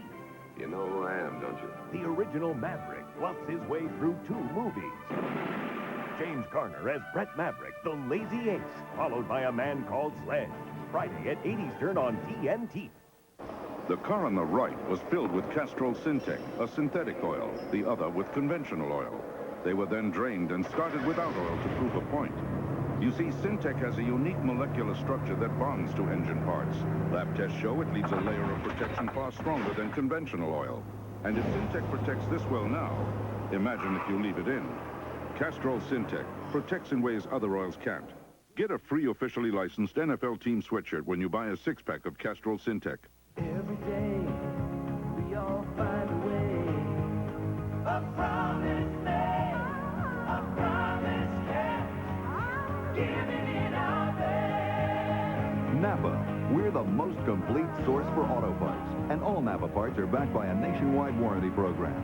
No wonder more Americans trust Napa to keep their vehicles running. We keep America running. We keep America running. What you see here is a busy business traveler paying his phone bill. That's because he's staying at Courtyard by Marriott, where, when you apply for a new AT&T corporate calling card, you'll be sent a certificate worth $10 of AT&T long-distance calls. So when you stay at Courtyard, you'll not only leave refreshed for the next business day, you'll feel pretty good at the end of the month, too. For details or reservations, call Courtyard at 800-321-2211. If you're thinking of getting a new battery for your car, Walmart has good news for you. Now, every new Energizer or Champion Silver Core car battery from Walmart comes with a 2-year free replacement guarantee. That's 2 full years with free replacement. And 1-year free replacement on every new Omega battery. So come on into Walmart for the batteries and the prices you can always count on. Always low prices, always Walmart. Sunday night. The Chiefs, the Falcons. Sunday at 8 Eastern on TNT. Sunday night! What's your best reason to buy a new car right now? Money, the kind you save. Because right now and while they last, get the 94s at Lynch for just $94 over invoice. Eagle Visions, Chevy conversion vans, Grand Ams, even Bonnevilles for just $94 over invoice. A 94 Bonneville, just $17,494, $94 over invoice. This might be your last chance to save on a new car before the 94s are gone. So make your move to Lynch right now while the car and the deal is still there. When Wisconsin weather is at its worst, count on TV6 meteorologist Vince Candela and the TV6 Storm Center. During severe weather, we'll do whatever it takes to keep you informed. Milwaukee's leading weather team. Storm Center news crews working around the clock. Proven severe weather tracking, where storms are and where they're heading. Lightning fast on-screen warnings and special reports. It's our promise. Count on TV6 meteorologist Vince Candela and the TV6 Storm Center. Throughout the 75-year history of the National Football League, many teams have been great, but only one has ever been perfect. The 1972 Miami Dolphins. It was just a desire to do something that nobody else has ever done in the history of the National Football League. And when we got midway through the season, we realized that we had the opportunity. And then when it got to be 12-0 and 13-0 and then finally 14-0 in regular season, we now realize that we had a chance to be the first undefeated team. I wanted that 17-0, and our team wanted 17-0. And the night before that Super Bowl, the feeling that if we don't win tomorrow, 16-1, which would be a record that a lot of coaches would settle for and be very happy about, would have been a personal disaster. In Super Bowl VII, the Dolphins were poised for a shutout over Washington. But in the second half, the flawless game face worn by Miami finally sprouted its first and only blemish, courtesy of place kicker Garo Yepremian. We would have put them down 17-0 in a 17-0 season. My God, Garo's a product of destiny. God has smiled on him. All he has to do is kick the ball. We had the game seemingly in control, and Garo Yepremian decided to take matters into his own hands on a bad snap on a field goal attempt and tried to make the great play and ended up making the biggest mistake that you could possibly make and let the Redskins get back into the ball game. It's really a humorous thing now when you look back to realize you know, what Garo tried to do in the dreams that he had of being a hero. While the Dolphins' 17-0 record is a monumental achievement, Garo's goof still proved the old adage that nobody's perfect. And such pie-in-the-face imperfections have become part of the game's personality.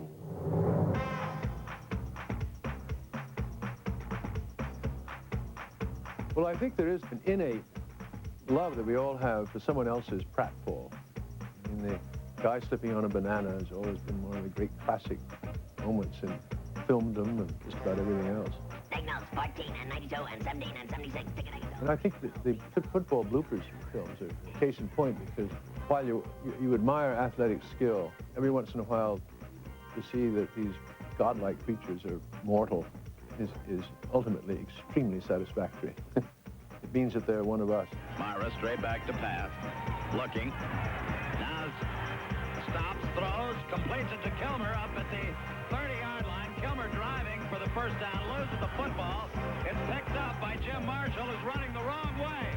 Marshall is running the wrong way. And he's running it into the end zone the wrong way. Thinks he scored a touchdown. He has scored a safety. The NFL record book also speaks of wrong-way teams. The sad sack New Orleans Saints, like the trainer of their canine mascot Gumbo, took a long, strange trip into NFL folklore. By making mistakes, the Saints made history as they suffered 20 consecutive losing seasons. To lose consistently is a feat that reveals feet of clay, and no team revealed them more dramatically than the Tampa Bay Buccaneers. They dropped a league record 26 straight games before producing the first win in franchise history.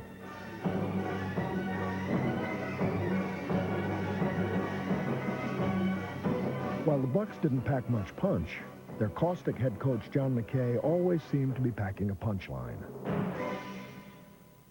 We had to scramble out of there by a lot of sacks. Well, we didn't block them, so we made up for it by not tackling. In the NFL, a thin line separates comedy from tragedy. And when a big game is at stake, losing is no laughing matter. Has a man open in the end zone, caught, touchdown, dropped in the end zone. Jackie Smith all by himself. Oh, bless his heart, he's got to be the sickest man in America. You get to the Super Bowl, you've struggled up this mountain, everything is on the line. And all of a sudden, you find it slipping away from you. It's like an illness, and you literally begin to feel your life running out of the soles of your shoes. Sometimes after you've lost a number of times, you can get into a frame of mind where you just want the disease to run its course because you know what the outcome is going to be. And if you get into a thing where you have a recurrent history of losing Super Bowls, it's almost like the night of the living dead. lot of pressure. You want to talk about a pressure situation. Scott Norwood can fire the shot heard round the world now. Here we go with 8 seconds to play. High drama here in the Super Bowl. Snap, spot, in the air. It's got the distance. It is. No good! And at the end, you look up at that scoreboard, and you've lost. There's an imbalance there. Everything that you have worked for during the year, even though you're the second most successful team in the league, you have died. Against the Houston Oilers in a 1992 playoff game, the Bills returned from the dead after being buried by an avalanche of touchdown passes. Early in the third period, Houston had built a 35-3 advantage. The 4th touchdown pass for Warren Moon. Oh, when it rains, it pours, don't it? You know, the lights are on here at Rich Stadium. They've been on since this morning. You can pretty much turn them out on the Bills right now. But the Oilers soon found themselves stumbling in the dark, making the kind of mistakes that proved too costly to be considered football follies. Ultimately, Buffalo mounted the greatest comeback in NFL history, which also meant that Houston relinquished the biggest lead in NFL history. 3 wide receivers, 2 to the right. Back to throw. He looks, he throws. Touchdown! Bills can win it here. Wright puts it down. The kick is on the way, and it is good. And the Bills have won it. The Bills have won it. They win it 41-38. Incredible. What a comeback by the Bills. And of all the losses in Oiler history, this has got to rank as the most devastating. They had a 32-point lead. For 4 decades, Art Rooney's Steelers defined losing. From 1933 to 1971, they never made the playoffs. Often, the most entertaining football in town was played by his sons and their friends in the backyard of the Rooney's modest house on Pittsburgh's north side. Art lived in that house till he died. Meantime, the neighborhood had become a very run-down neighborhood. Do you know of another NFL owner who wouldn't have been living on Ritzy Street somewhere in some palatial digs? But it shows what a guy of the people he was. The common man owner had what was commonly regarded as one of the NFL's worst teams. Even on the rare occasions when the Steelers showed improvement, things seemed to just blow up in their face. But in the early 70s, losing became a part of their past. Andy Russell and I used to wait for the roof to cave in every year, because we'd been up the Steelers too long, you know. Well, the thing I noticed was these guys didn't feel responsible for the history of the Pittsburgh Steelers. This was kind of a new athlete. I came in, I felt responsible for all the years of losing, but they didn't. You know, these were just great players that, you know, they were single-minded in the sense that they were going to be as good as they could be, and the hell with everything else. The Oakland Raiders have taken a 7-6 lead in a tough football game that has featured nothing but staunch defense all afternoon. Hang on to your hat. The only thing about the immaculate reception was I didn't see it. I just saw a blur down the middle, that's all. I just got really put that, to be honest with you. I have no idea. I got this horrible pass. I'm throwing a point. It's caught out of the air. The ball is pulled in by Frank O'Hare. While I was laying on the ground, I heard this roar. All I could think about is, something great. I must have really put it in there anyway, you know. That's what I'm thinking. Absolutely unbelievable. After singing the blues for so long, a team in its town began to make beautiful music together. Offense, take that football all the way up the field. The Steelers of those 70s were as huge as athletes could possibly be. And this all came at a time when the economy was starting to decline, the steel mills were closing, and people needed something to talk about that was good. And the Steelers gave that to them, and so they were beloved. They loved us and adored us because we brought pride to the city for being a champion. Super Bowl. This Steeltown team cast itself in the mold of other iron-willed champions. Chuck Noll was a disciple of Paul Brown. The ground attack had the power of Lombardi's Packers. The passing game went deep like Sid Gilman's great AFL teams. And the quarterback had the arm and attitude of Namath. Terry used to say things like, You can lose with me, but you can't win without me. But even Terry Bradshaw knew what really distinguished the Steelers from every team which had triumphed before them. If you said, describe the Steelers, defense. Oh, they were mean. They were mean.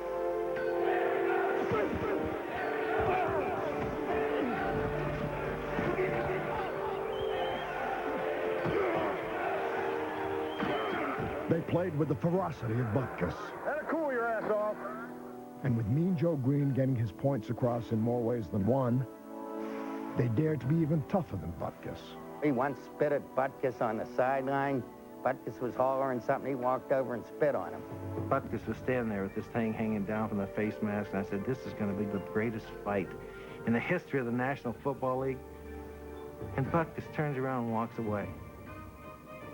I tell you, that was the beginning of the end of the Pittsburgh Steelers' problems. Pittsburgh's going to the Super Bowl. Ring the feeling. Pittsburgh's going to the Super Bowl. By 1974, the Steelers were poised to win Art Rooney his first Super Bowl. The desire to get a championship for Mr. Rooney, that was our edge. It was something special. It wasn't about money, it wasn't about fame, but to win that one for Mr. Rooney. Probably the most emotional time I had was presenting him the Super Bowl trophy over and over and over. But in any event, he was so respected in the league. He was a genuine gentleman, Art Rooney. An uncanny blend of power and grace. The Steelers' style mirrored their chief's personality. A decade of dominance eclipsed a lifetime of losing. Rooney won 4 Super Bowls in the 1970s. But even when his Steelers became kings of the football world, he remained a king of the fellas. He was a good, powerful man. He was a good king. Here's a guy that kept hundreds of $1 bills so that he could pass them out on the streets and give them to the poor people, and so he could give them to kids. So you can imagine how he felt about his players. One of the coaches was on my ass all the time, you know, and I remember he was standing there chewing me out, and Mr. Rooney walked up. He jumped all over the coach, you know, he says, took a cigar out of his mouth. He says, this is a good boy, he says, you leave him alone. He was so generous, so gracious, so kind, that people fell in love with him. Art Rooney.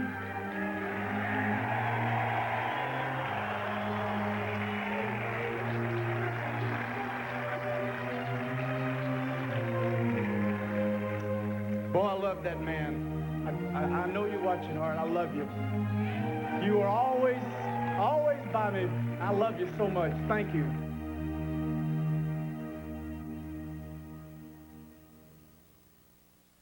'75 Seasons is back with Walter Payton and the grand finale. 75 Seasons, the complete story of the NFL, is brought to you by Pontiac and your local Pontiac dealer, and by Pep Boys for quality auto parts and service. At Pep Boys, we'll fit this Honda Accord with top-quality Gabriel Pro Rider struts for about $279. Your dealer could charge around $580. Once again, deal? Dealer. Come to Pep Boys and drive away happy. At Pep Boys, top-quality Gabriel Pro Rider struts come with our lifetime warranty. At other places, you may only get 90 days. Let's see, lifetime or 90 days? Get a lifetime. Come to Pep Boys and drive away happy. You let Vince drive your new Bonneville just to the game. Guy's a wild man. He wanted to see how the Bonneville stacked up to his BMW. I got his attention when I told him I had traction control, dual airbags, and even more horsepower than his BMW, and for thousands less. So you think he'll like it? Well, I suppose he does.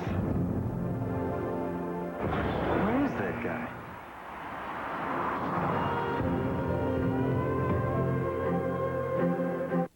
As your engine revs higher, the oil inside creates a hydrodynamic wedge, a protective layer that builds up and keeps engine parts separated.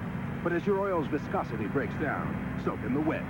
That's why Castrol GTX provides maximum protection against viscosity and thermal breakdown. Because if your viscosity breaks down, what's next? Castrol GTX, engineered for greater protection against breakdown. Now get a free officially licensed NFL team shirt when you buy a case of Castrol GTX. When I got Dave a new electric shaver, I didn't know if he'd like it. But I shouldn't have worried, because I selected the Wall Custom Shave System. Wall gives you a choice, sensitive, close, or super close. First, Dave tried the sensitive foil. He liked it. Then he used the close foil. Smooth. Sometimes Dave prefers the super close foil when he wants to be really close. So whether your man's tender or tough, the Wall Custom Shave System, the shaver of choice. Get ready for Honda's Red Hot Dirt Days. The best time to get on a Honda 4Trax ATV, dual sport, or dirt bike. With zero down financing, free Honda 4Trax apps with $10 purchase, a free flat roof offer when you buy 4 ATV tires, even a red hot helmet trade-in offer, and lots more. Want to clean up in the dirt? Then you better get moving. Honda's Red Hot Dirt Days disappear November 15th. Football. The passion, pain, and glory of 75 years of gridiron competition come together in this exclusive offer from Turner Home Entertainment. Call now to own 75 seasons, the complete story of the National Football League collection. Featuring an action-packed video filled with incredible game footage and interviews with NFL insiders from Red Grange to Joe Montana. And the 75 Seasons Companion Book relives the NFL's rise to power through rare photographs, inspiring stories, and a tribute to the all-time greatest players. Order now and you'll also receive the official NFL 75th Anniversary cap free. For a limited time, this $80 collection is yours for only $49.98. This exclusive collection is a must for every football fan. Call 1-800-721-2727 or send $49.98 plus $6.95 shipping and handling to the address on your screen. Order now.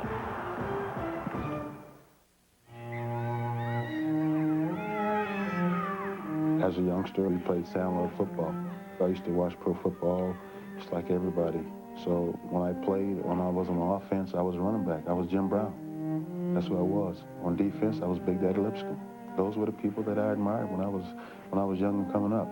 I fell in love with football in a little town of Comanche, Iowa, and grew up watching the Bears and the Packers play. My hero was Bart Starr.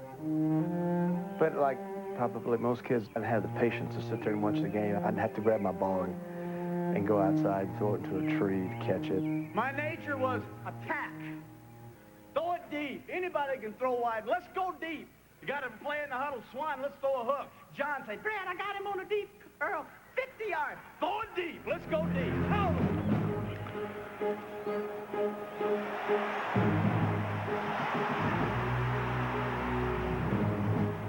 Every time in their face. Everyone knows where somebody got the ball.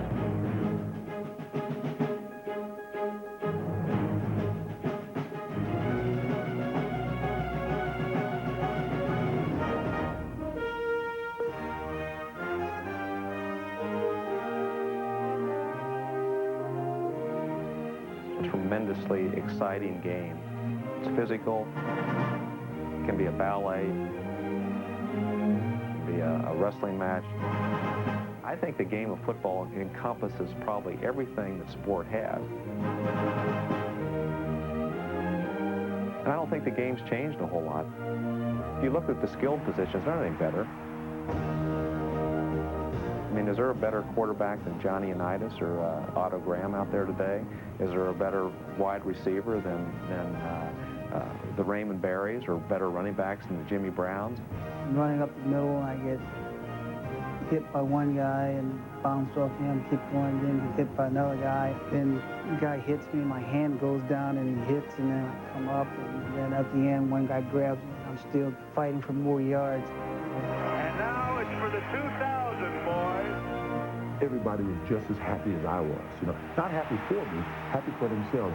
We as a unit were all happy for each other. It wasn't, hey, look what OJ did. It was, look what we did.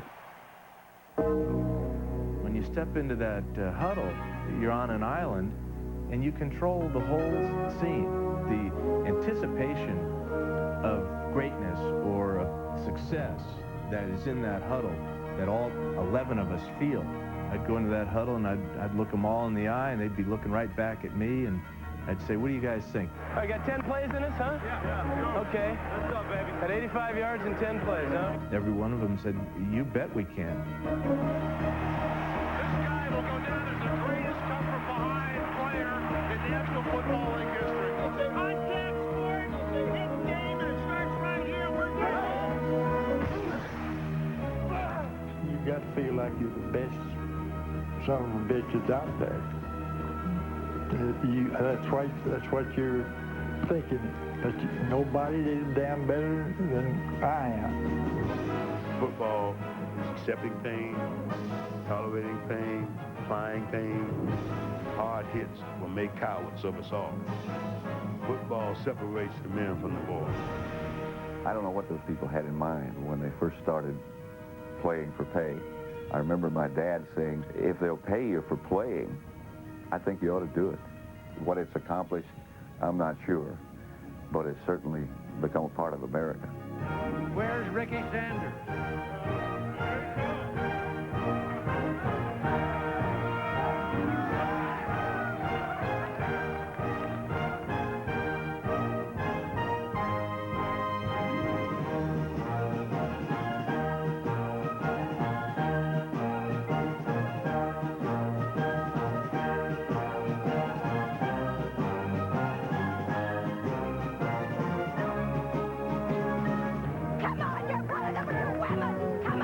You have to focus really hard not to let the crowd just distract you to the point where you can't even keep track of what you're doing. After all these years, Mike, that I could come out here and be nice and relaxed. Geez, I'm a nervous wreck.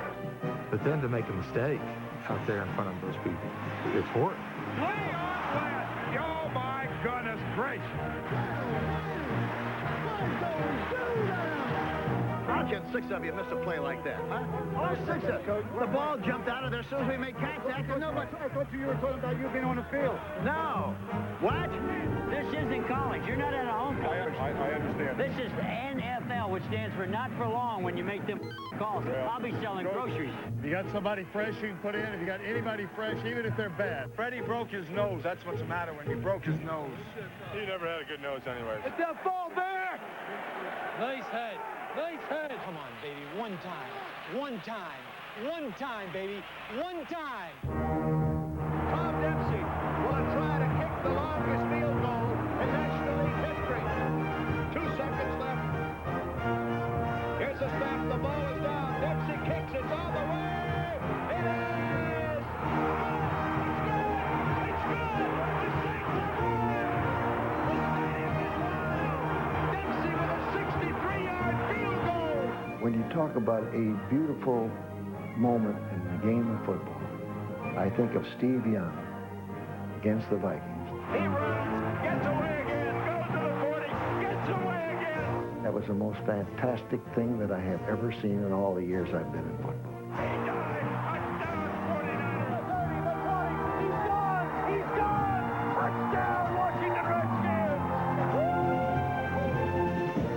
That mountain has been climbed, and the letdown is profound.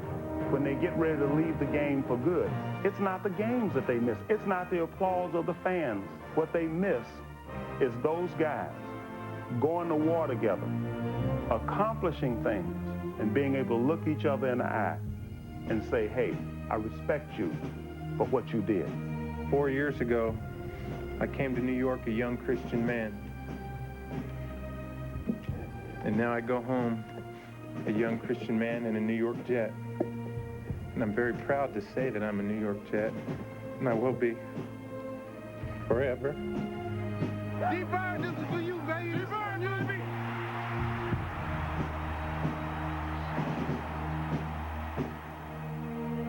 I'll always see professional football as a brilliant shining light for the whole world. You could call it your field of dreams.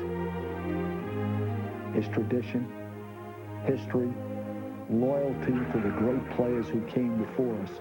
We owe a debt to all of them, in whose glory we all share. Professional football is the greatest social common denominator that man has ever known. a inner-city black who by happenstance could be sitting next to some dowager from Hunting Valley. That 1 3-hour session, they have a common rooting interest. That's nothing like it. A lot of fans were older people that had sons or daughters, and they had shared the experience of Jim Brown running the ball as they shared the experience of their relationships. And they loved each other, and those were memories for them, and that was unbelievable for me. I loved that. If I could start my life all over again, I would be a professional football player, and you damn well better believe I'd be a Pittsburgh Steeler.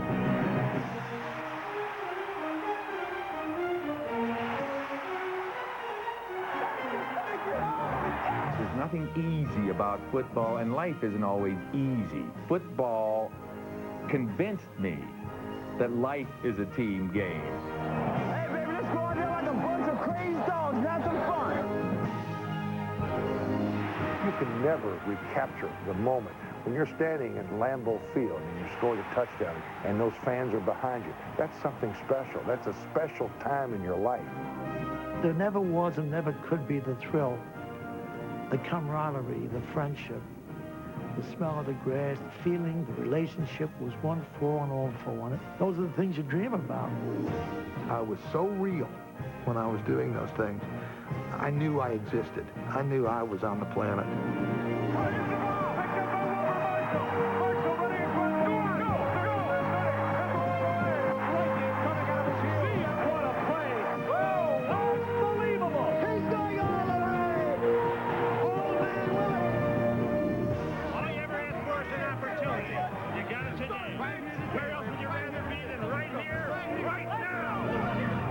Greatest thing I've ever done in my life. I loved every second of it.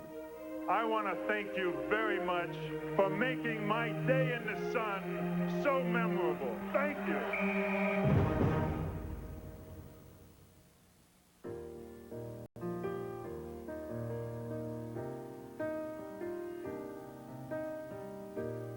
Up next, find out how a simple game became a national obsession. TNT celebrates the 75th anniversary of the NFL with the TNT Original 75 Seasons, story of the National Football League. And Sunday night, the Chiefs and the Falcons try to make a little NFL history on their own. Sunday Night NFL on TNT kicks off at 8 p.m.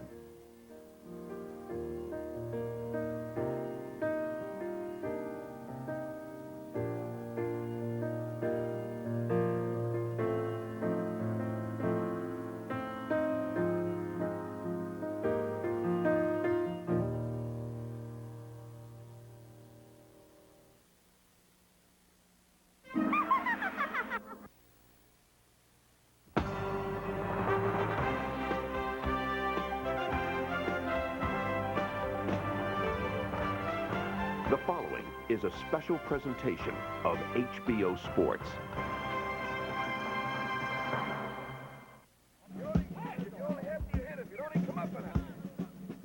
To love the game, the athlete, the competition, the quest for excellence. Nobody worry about anything but let it all hang out. Let it all hang out, baby. Have a little fun out there. To be blessed with wisdom, insight, and instinct. If you look at this play, what we're trying to get is a seal here and a seal here. To believe in oneself, in your players, or a dream. Nobody thought we could beat the team who won 104 games. Nobody believed it. To understand that there's winning and misery and nothing in between. To be a coach. During one fascinating quarter century in American sports, a unique group of men conquered the challenge of competition as well as the times. With principles founded in our country's ideals of hard work and ingenuity, each had a name larger than his sport and symbolized the time and place in our national landscape. They were the very best of our American coaches, men of vision and victory.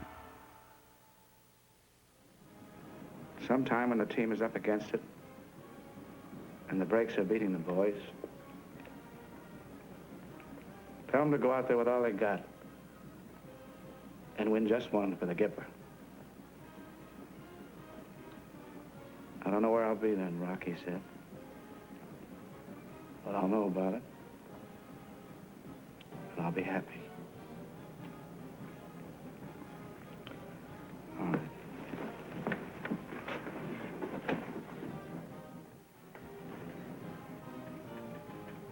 But what are we waiting for?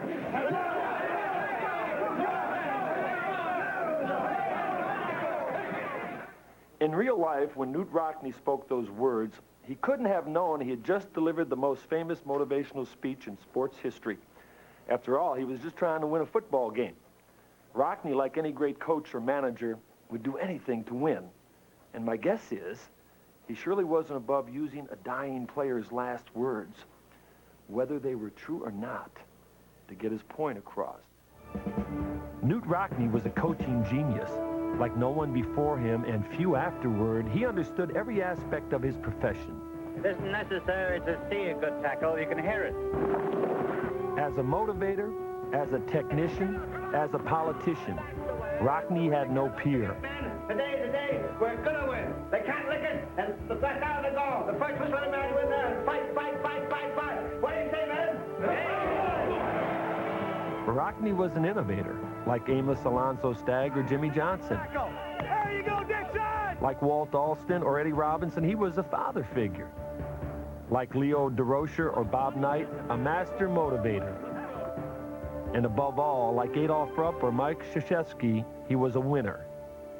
Coaching is about personal relationships. The only way it can succeed is through a foundation of trust. Now, great coaches come from different backgrounds. They have different personalities. As leaders, they may not be universally liked, but they are universally respected. And success is the one thing they all have in common. Now, in the 1950s and 60s, that was especially true for 5 men, each of whom mastered the art of winning. I think he wanted to be hated. When I was playing, I said, Red, I hate you. I said, you know, when I finish playing ball, I'm going to come back and I'm going to punch you right in the nose. He wanted everybody to hate him every place he went. They hated Auerbach with a passion. Why? Number one, he was always winning. And number two, he would break their chops with that cigar at the end. He light the cigar up, all that bullshit, you know, which I thought was terrible. When he lit that cigar, I wanted to stick it up his biscuit, stuck it right up his fanny. I thought it was bush league. In Cincinnati, a guy came up to him and spit on him and kicked him. And Red always led with the left hook. And he turned and fired and nailed this guy. And that night, Red ended up in jail. He came charging out of those Brooklyn ghettos. So Arnold was the original gutter fighter. Little guys all want to prove to the world that they can beat Goliath. He reflected this in everything he did in coaching. Around the National Basketball Association, Red Auerbach was the man they loved to hate. Not only did he always seem to win, Auerbach was cantankerous, combative, and controversial. Popularity bored him. He didn't want to charm you, he wanted to beat you, and he didn't care how he did it. Arnold Red Auerbach. One word, cheap. In basketball, if the other team runs a lot, you put new nets up so the ball don't go through fast. Plus, how to maneuver the crowd, how to study the referees. Hey, how about carry the ball, man? Just one time, huh? So I used to talk to myself. I said, Red, it's time to go, which meant I was going to get thrown out. Former referee Sid Borsha. I blew the whistle. I hollered a fourth backcourt, and Red jumped up 9 miles. Bullshit! You'd always get that bullshit or you're full of shit. And as soon as that came out, boom, he was gone. Gone. And usually the times I get thrown out, 80% of those games we'd win. But I didn't delude myself into thinking that they won it for dear old Red. Hell, they wanted to show they could win it without me. But I didn't care. A win was a win. Red Auerbach knew how to motivate players. He was a master psychologist, a manipulative coach who understood better than anyone how to balance fear and intimidation with rewards and favors. It takes a real man to make the NBA and a better one to stay there year after year. Boston Celtic, Jim Luskatoff. One thing Red used to do, he used to make every one of us insecure. He'd come into the beginning of the season and he'd say, well, Lusky, he says, you know, I could trade you for Vern Nicholson tomorrow. And I found out he did the same thing with Cousy, with Tommy Heinsohn, did the same thing with Frank Ramsey. You'd bust your ass. You know, you work like hell to not get traded. Bob Cousy came over to me one time and said, can I miss practice tomorrow? He said, I got a chance to go down to New York and do a commercial. I said, they paying you well? He said, yeah. They paid him for the one day, 1/3 of his whole salary with me. He called me last night and said that they didn't finish shooting and could he stay over because he had to get it done, and that was it. So I said, sure, go ahead. Now, if I said no, he's going to stew and be unhappy. Now he owes me. See, I wanted the players to owe me. Actually, Cousy was one of the players to whom Auerbach owed some of his success. Beginning in 1950, Cousy's flashy style, along with Red's shrewd deal-making, turned Boston into one of the league's best and most exciting teams. Championships, however, still eluded them, but Auerbach, as astute a judge of talent as the NBA has ever seen, knew just where to get the great defensive center the Celtics needed to win a championship, Bob Cousy. I remember him saying, Coos, we got a guy that's going to turn this whole situation around. Not many people are going to know about him. He plays on the West Coast. So 6 months before, he was working all sorts of deals already to try to get Bill Russell, and he gave up 2 quality guys who became Hall of Famers. So he had the chutzpah and the guts to do that. Ed McCauley and Cliff Hagan were great players. As for Bill Russell, well, he became a dominant one. Perhaps the single greatest team player the NBA would ever know. In his first season, with Russell blocking shots and starting Red's beloved fast break, the Celtics went on to win the team's first NBA title. Red's acquisition of Russell was brilliant, but it was another of Auerbach's innovative ideas that would be the catalyst for future success. Aware that he had more than 5 men deserving of a starting role, Red devised a system which emphasized the importance of all the Celtics. The Celtics are an institution, not quite as old as the pyramids, but just as massively constructed, standing 12-legged on the 6-man concept, which is their trademark. Boston Celtic, Tom Heinsohn. You have 5 starters who walk out on the floor and get the adulation of the crowd. Starting for the Boston Celtics is so-and-so, blah, blah, blah, blah. And the greatest enemy to unity on a basketball team is a guy that thinks he's as good as a guy that's starting. So what Red did was create a new role, the 6th man. And he produced more love for a guy that was potentially a morale problem. Red had the great ability to make the Boston Celtics into basketball's Cosa Nostra. Cosa Nostra means our thing. Sports psychologist Harvey Dolberg. Red knew people. Red was a consummate psychologist. Everybody had a role. Red's saying to Bill, you're the best rebounder. He's saying to Kuz, you're the best ball handler. He's saying to Sharman, you're the best scorer. He's saying to Luskatoff, you're the banger at both ends. It was not, I'm going to lead the NBA in scoring. It's, we're going to lead in wins. Throughout the late 50s and early 60s, Auerbach Celtics did nothing but win. In one 10-year span, they won the NBA championship 9 times, including a record 8 in a row. Perhaps even more important, during Auerbach's run, the NBA became at least as popular, if not more so, than the college game. And according to sportscaster Marty Glickman, the key element was Red's exaggerated style and boundless energy. Red was all basketball. His passion was for the sport of basketball. Red coached basketball the year round, not only in the New England area, but he coached and lectured all over the country, and he coached and lectured in foreign countries as well. and he spread the gospel of the sport of basketball. Friends, this is the man we've been talking to, that if you had a son who had a lot of basketball ability, you'd want him to be coached by Red Auerbach. Thanks again, Red. Thank you very much, Chris. He wrote about it. He was on countless radio programs being interviewed, on numerous television programs of all sorts.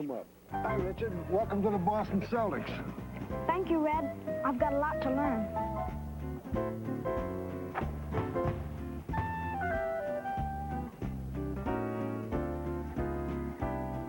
Condition is the most important thing. And wherever he went, he was talking basketball. And for the first time, a national basketball power came into being with the Boston Celtics. The Celtics did for basketball what the New York Yankees did for baseball. As for Red Auerbach, well, with 983 wins and countless memories, no one did as much for the Boston Celtics as he did. Hall of Famer John Havlicek. I've seen him laugh. I've seen him cry.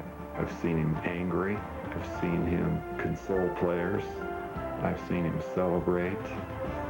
There's only been one guy with the Boston Celtics who's been there for every championship. That's Red Auerbach. There is a leprechaun that somehow seems to be perched on his shoulder, and there may be a cloud of cigar smoke up there that just hovers around, and once it leaves, I think a lot of that mystique and everything will also be gone. When he retired in 1966 and passed along his coaching duties to Bill Russell, Auerbach was typically blunt in offering his advice. Red, any final words of advice to the new coach? Win!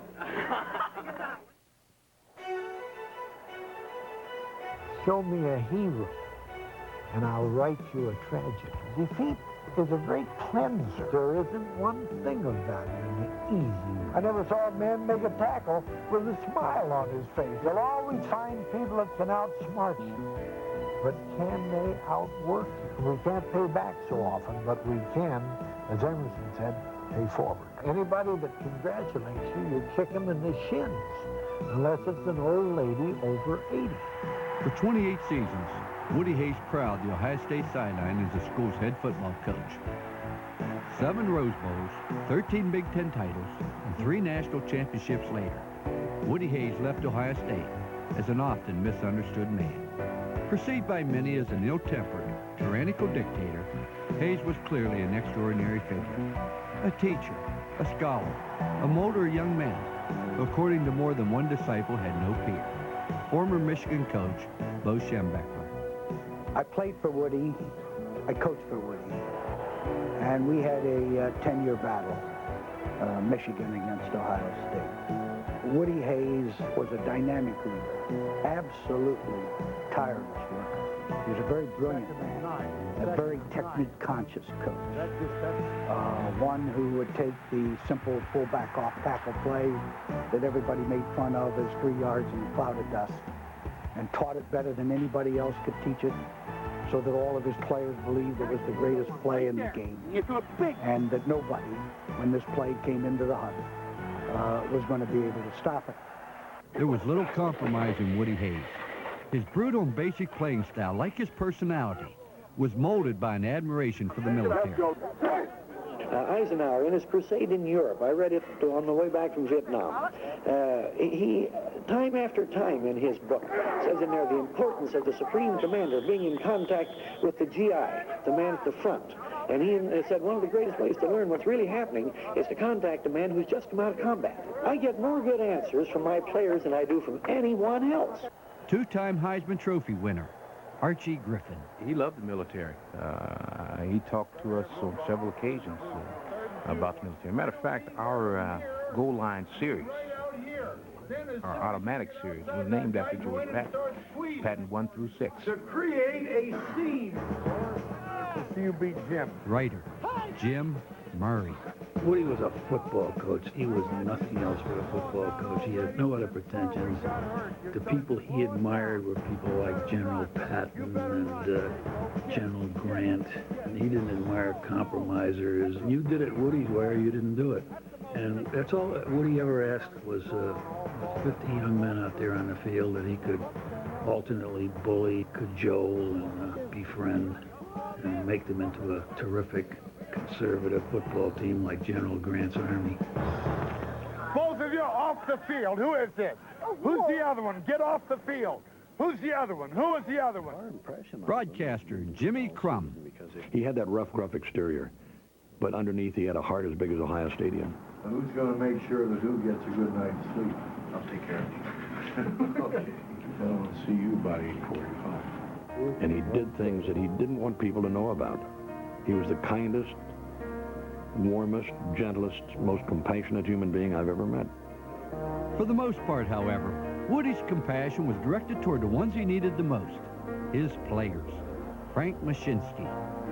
I was having some grade problems because I wasn't studying, and he came over and got me one day and told me to pack my bags and my books. We got to his house, and he said, this is where you're going to stay till your grades get better. I was there about like a month, and it was like prison. But every night, like when Woody came home, he'd review all my assignments with me. And it's amazing how fast my grades improved. All-American Jim Parker. I remember back in 1954, 53 when I came there, Woody called me in, locked the door, and he said that he could only play 3 black athletes at one time at Ohio State University. He said, I'm not in charge. I have to answer to the quarterback club. He said, I just started this job, and I guarantee you by the time you get to be a senior, it'll be different. So that particular year, he followed the rules. But the following year, it was different. Confident in his position, Woody kept his word. And by 1957, Ohio State had its first black captain. But while Hayes wasn't afraid to be progressive, he remained deeply conservative. We like some of those old Western movies, something like that. We don't want anything with too much laughter in or anything like that, but it's difficult to get wholesome movies anymore. Wholesome to a fault, Woody even objected to having his All-American players appear in Playboy. Those people are trashy. I don't go for people like that. No. Well, let's just not even talk about people like that. They don't deserve to be put in the same level of Ohio State football. That may sound snobbish. If that's the case, I am snobbish. Woody Hayes was obsessed with Ohio State football. But the way his wife Ann remembers it, he'd often go too far. And he had asked me to have dinner and go to a movie. And I said, yeah, it sounded pretty good. So we went to the High Life for dinner, and then he said to me, you know, I have to stop by the office. I'd like to take a quick look at the Michigan State pictures. And I said, well, okay. And we finally closed up the office at 1:30 in the morning. And we had watched those movies all night long. And in those days, when you reversed them, the picture, it flickered, flickered, flickered.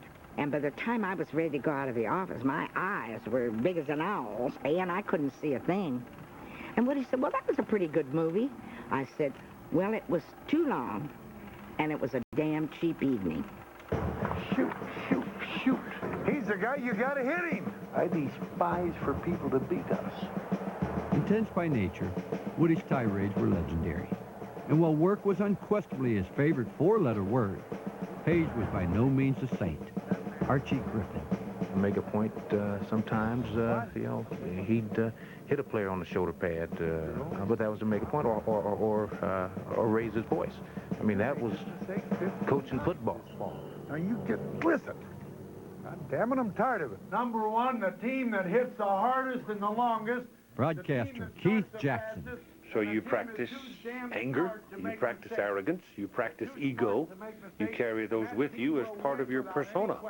If you take it to them, if you don't make mistakes, and you keep taking it to them, hell, there's no question who will win. And when you walk in a room carrying those elements, everybody in the room knows you've arrived.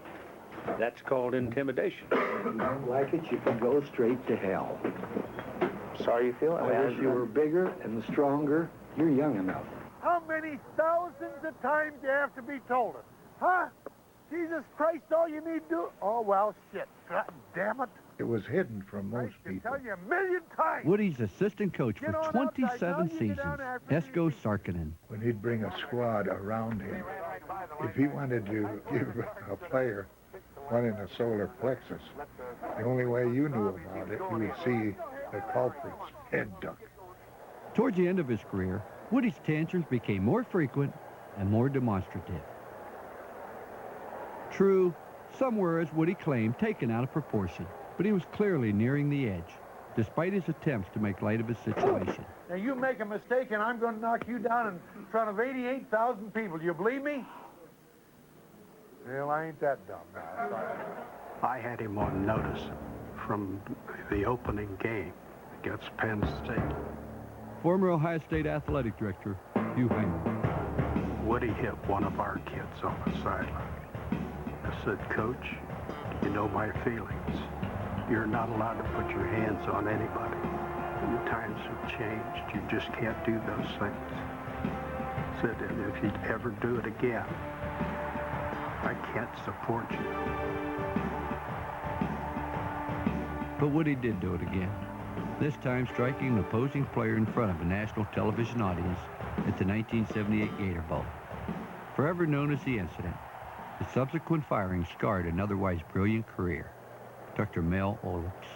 I think he was having enough health problems in the last 2 or 3 years that made it extremely difficult for him to keep up his workload. And I think probably increased his bursts of temperament at the end.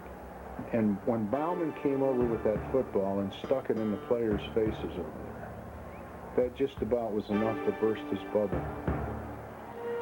Keith Jackson. He was at times utterly irascible and extremely difficult to deal with. But at the same time, none of the guys who ever passed through his portals knocked him when they left. The faithful of Ohio State University would accept it because he was successful. He had brought the university an image. He had brought the state an image that they liked.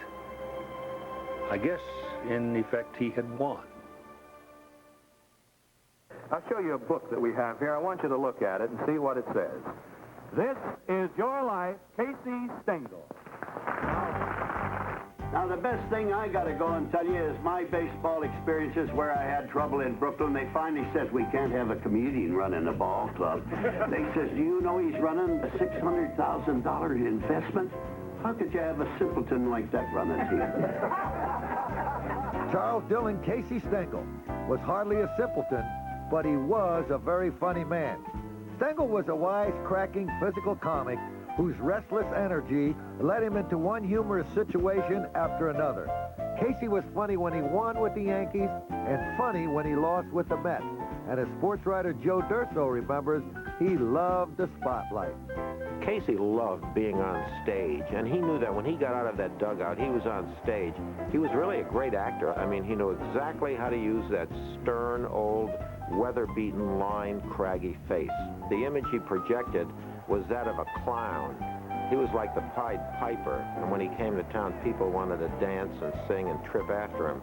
Comedian Pat Cooper. Casey Stengel had charisma. Casey Stengel was a joy to see. When he walked into any stadium, he had something that people wanted to grab and hug him and kiss him. He had the grandfather kind of a thing. He had people say, gee, I wish I had a father like that. He's so jovial, such a nice guy. He had such a nice way about him. Casey was Casey. Casey was a personality. Casey was bigger than the game. For a 12-year span from 1949 to 1960, Casey led the New York Yankees to 10 pennants and 7 world championships, including 5 in a row to begin the 1950s. The complex managerial methods that he had learned from the legendary John McGraw, like platooning or using role players to supplement his stars, had finally paid off. For Casey, success was a long time coming. Earlier in his career, he failed miserably as the manager of the Brooklyn Dodgers. Later, Casey was just as unsuccessful in Boston. That's why it was so surprising to many that he was even given a chance to manage the Yanks. Assistant General Manager Lee McPhail. I was at the first meeting after Casey was selected as Yankees manager. There were club people and there were also media people there. And Casey started talking in his usual Stengelese, and it really threw everybody for a loop. I think a lot of people thought the Yankees were crazy for ever hiring him. We'll be able to fill the park numerous times for you and end up on top this summer. Fine, Kate. Author Robert Creamer.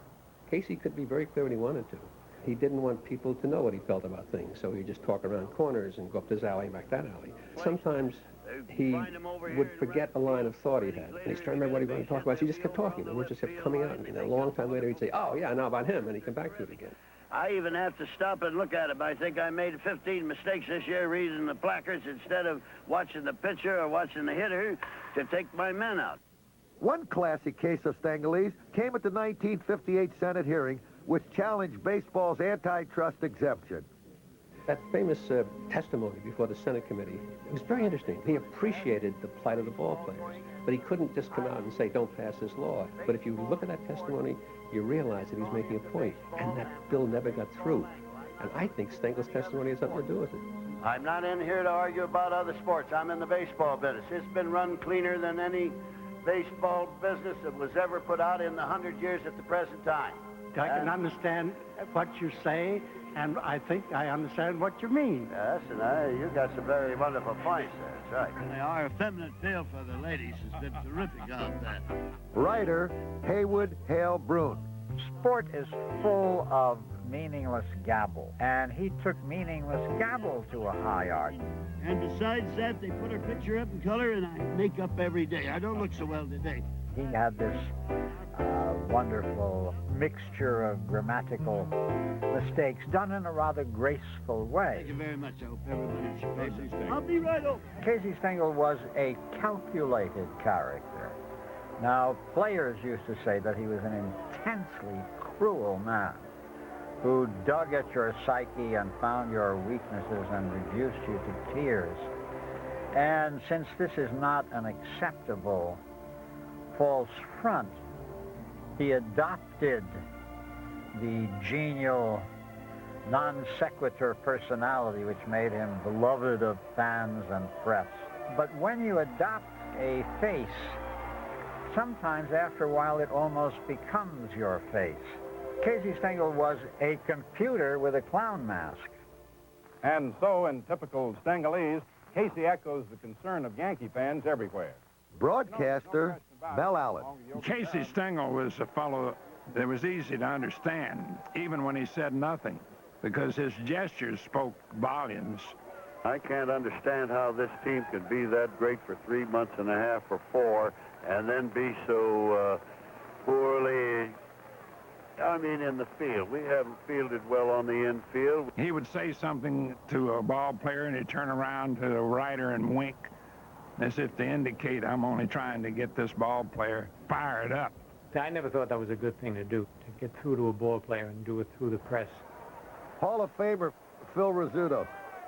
After his first 2 years, he took advantage of the great players we had, and a couple of days he'd just put names in a hat and pick it out, and that would be the lineup for the day. And he kind of showed up the veterans and some of the younger ball players. And he played to the reporters more than he did the ball players.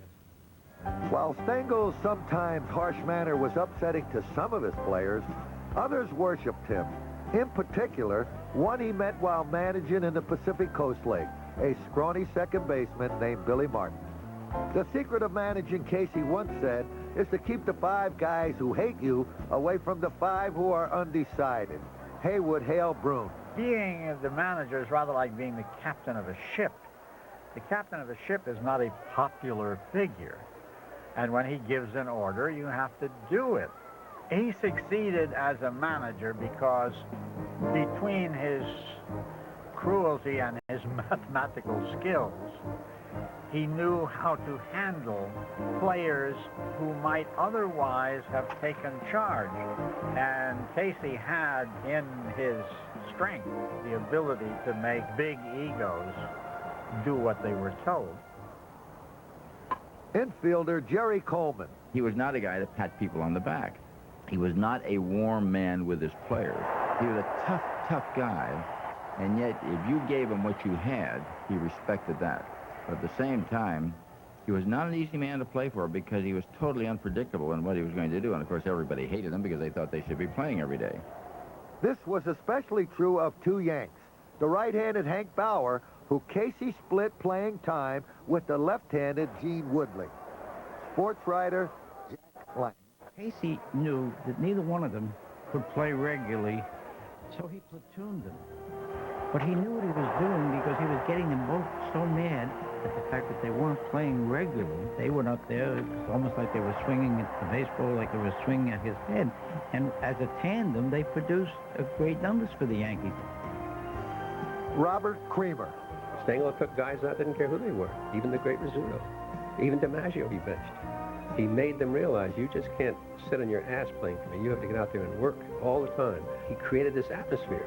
This is a constant competitive thing, competitive all the time. You've got to do the best. You've got to push as hard as you can. He really was extraordinary. Stengel's wildly successful run with the Yanks abruptly ended after they lost the 1960 World Series. Faced with an uncertain future, Casey was still able to see humor in the situation. It's not a sad occasion. I look very happy here. His baseball managerial career now seemingly over at age 70, Stengel went home to manage the bank he owned in California. We have one in North Hollywood where we have all the actors visit, and we have one bank for the ladies and one bank for the gentlemen. And I now watch the money so closely I sleep in front of the vault. That's very fine, Margaret. But just 2 years later, Casey was lured out of retirement with a chance to manage the New York Mets. The expansion team was awful, but as Ralph Kiner remembers, Casey was more entertaining than ever. I remember in spring training, the first day they met, he got all the ball players out in the middle of the diamond, and he, in his usual inimitable way, he took the players all the way around the diamond. It was almost like taking a kindergarten kid and teaching him the art of baseball. Anybody that hits 250 and with the infield back could hit 300 with an infield in. So your base runner becomes very valuable to your ball club. Why? Because if he can go first to third, and from third home on infield balls, you're good where you can get to home plate. As soon as the kid could talk, he started to say Metzi, Metzi, not Papa, not Mama, Metzi, Metzi, Metzi. So if you didn't have Stengel talking, you know what you would have had? Silence. Author Jimmy Breslin. I mean, this was hardly life and death. It was a baseball game. It was just a lot of fun. He was smart enough to know that life is supposed to be fun first. Next year when Casey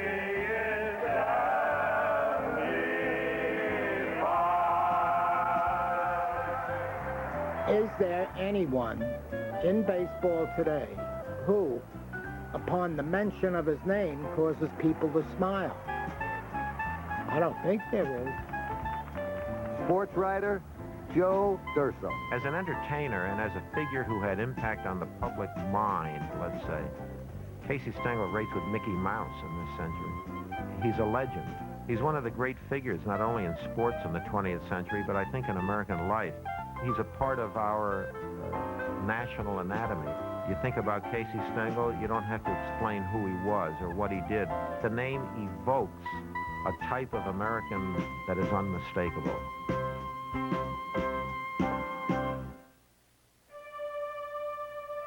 They ask me why I teach, and I reply, where could I find such splendid company? There sits a statesman, strong, unbiased, wise, another later Webster, silver-tongued. A doctor sits beside him whose quick, steady hand may mend a bone or stem the lifeblood's flow. I knew him once, but then he was a boy. They ask me why I teach, and I reply, where could I find such splendid company? Be true to yourself. Help others. Make friendship a fine art. Build a shelter against a rainy day. Drink deeply from good books, especially the Bible. Make each day your masterpiece. Give thanks for your blessings and pray for guidance every day. The homespun homilies that Indiana-born John Wooden often preached were founded in small-town America. But his poetry played well in the big city, too. As sports writer Jim Murray suggests, through all his years at UCLA, Wooden never lost his prairie sensibility. John Wooden was American Gothic. He was a God-fearing man. He was not your bullying, arrogant, we'll beat those guys coach. He was a very prim, almost prissy character. He never really got the hay out of his hair. The old story, you can get the boy out of the country, but you can't get the country out of the boy. He almost did get his game plans out of the Bible. Sportscaster Dick Enberg. Many coaches are the field general, and a lot of them are great students of history and wars and apply techniques from their studies to the controlling of men in a game or war situation. Wooden's approach was not that way. He was much more scholarly and cerebral. He didn't need to stand up and beat his chest and tell the world that he was the mechanism that ultimately made this UCLA machine work. He didn't need his ego to be massaged the way so many coaches do. John Wooden. Coach Wooden speaking. I was asked one time if I knew who the idol of a certain coach was, and I said, yes, I've heard that it's General Patton. I'm not against that, but it's just not the type of person that I would select. They are more dictatorial, which I disagree with. I think a leader leads. I think a dictator drives. I couldn't be that any more than they could be me. Who is this? Talk about, this is my little grandson. Oh. This is Greg Wooden. UCLA basketball player Mike Warren. And you see this guy with this deacon-like posture, you know, this little old guy. He's really unimposing. He's got the discipline of a monk, but the will of a hurricane.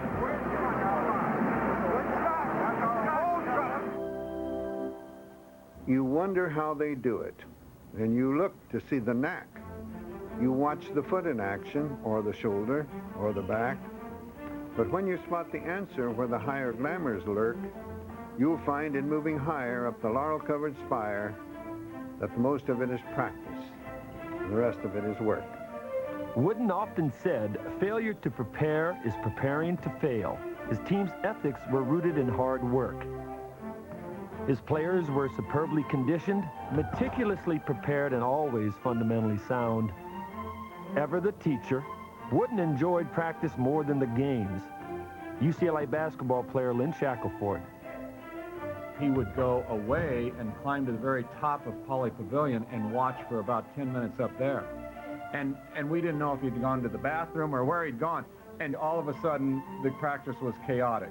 There was no control, there was no leadership, and then you hear a voice yelling from the top row. And then things kind of got back to normal because we realized he was still there. All-American Walt Hazzard. Our practices were beautiful, absolutely beautiful. Running a 2-hour workout that had no breaks. If you were weak in mind and were not willing to fight through the pain, you didn't make it. You just didn't make it. I mean, he ran us, and he cracked the whip, and that's where, you know, the nastiness of his personality used to come out. Come game time, he could sit there with his program rolled up because he knew with a lot of confidence that we were prepared to play basketball. John Wooden believed in preparing teams to play their own game to perfection. Off the court, he relied on his pyramid of success, a combination self-improvement formula and code of conduct. On it, he used a fast break style that his biographer Jack Tobin recalls was new to UCLA.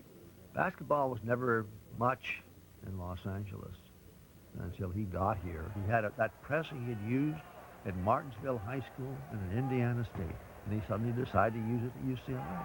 And that turned everything around. And once that pressing defense got going, everybody knew exactly what he was going to do, exactly who it had to stop, and they couldn't do it.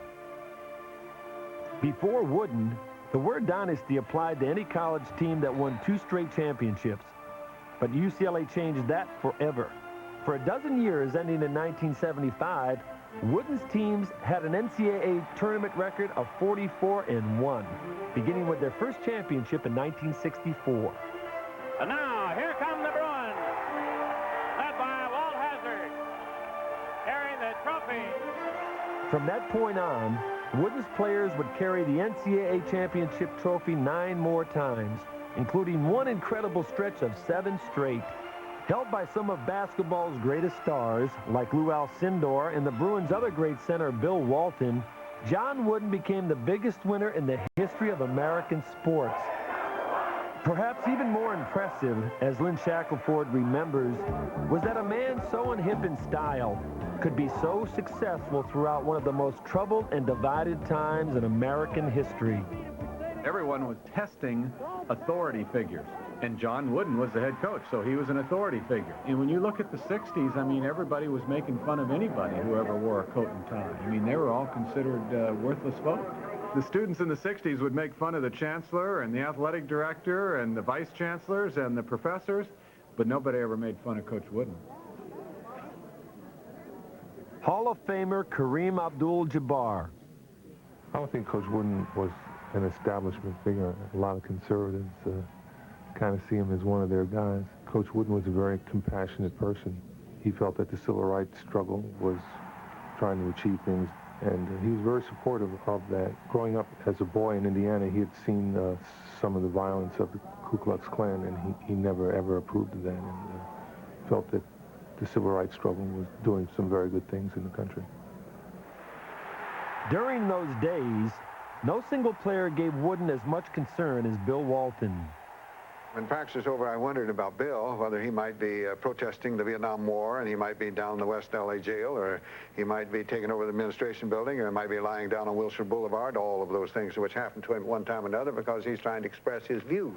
UCLA center, Bill Walton. I remember after I'd gotten arrested in some Vietnam War protests, he had suggested that rather than protesting and get arrested, that I should write some letters.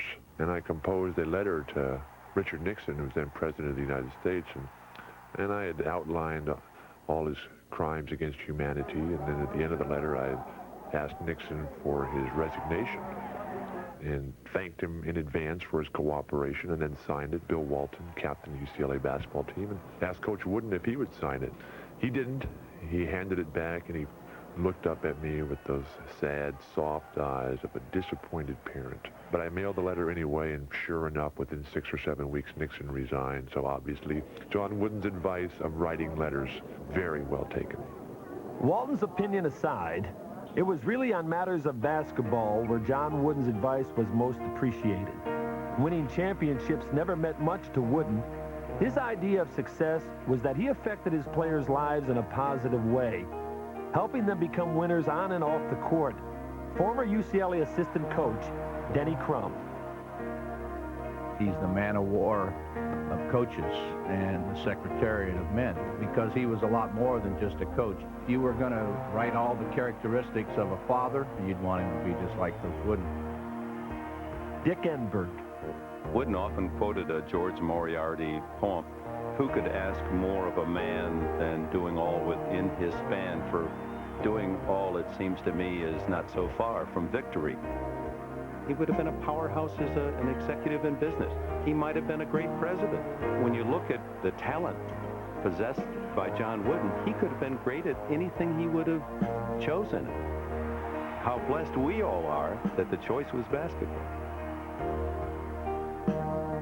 They asked me why I teach, and I reply, where could I find such splendid company? During the 1940s, the football team from St. Cecilia High School in New Jersey was a powerhouse, virtually unbeatable. Its players were strong and well coached, but also a bit naive. Now, during the week preceding a championship game against rival Brooklyn Prep, each St. Cecilia player got an insulting postcard supposedly sent by their Brooklyn counterparts. Assuming the defamation's legitimate, Saints won yet another title. The postcards, was later discovered, were in fact written and mailed from Brooklyn by St. Cecilia's own coach.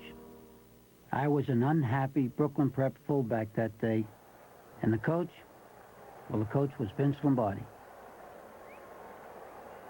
In 1958, the hopelessly inept Green Bay Packers only won a single game.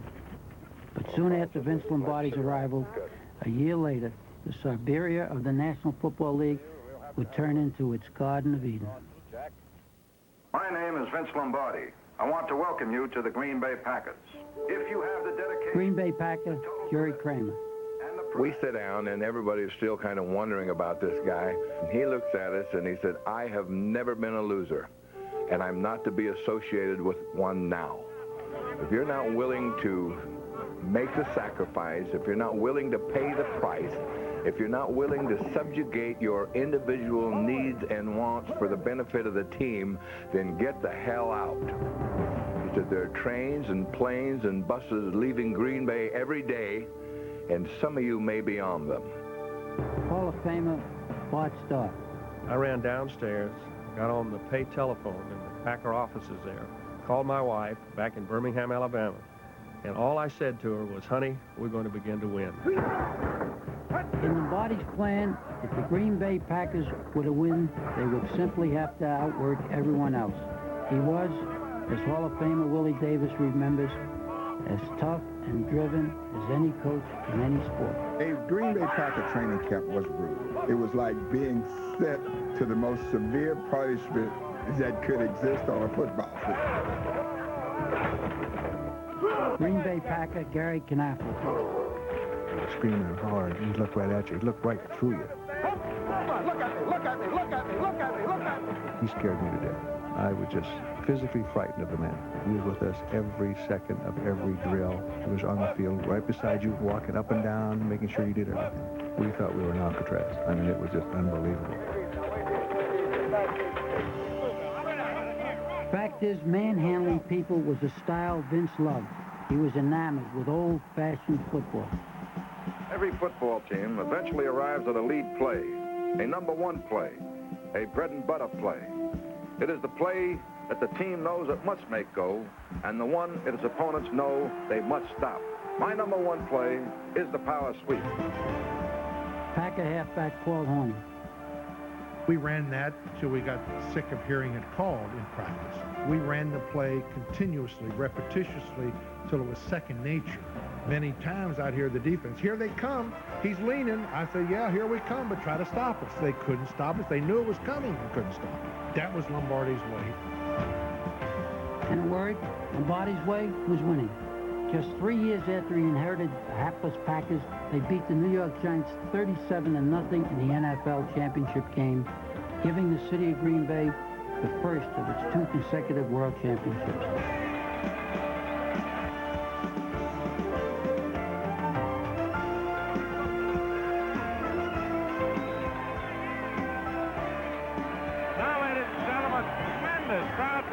Although the temperature is 7 below zero, great way to end 1962. Vince Lombardi, ladies and gentlemen, the head coach and general manager of the world champion Green Bay Packers. In his 9 seasons with the Packers, Lombardi never had a losing record, while his teams became the standard by which all others would be judged. And he did it all with a leadership style that was pragmatic, disciplined, and direct. Hall of Famer Paul Hornung.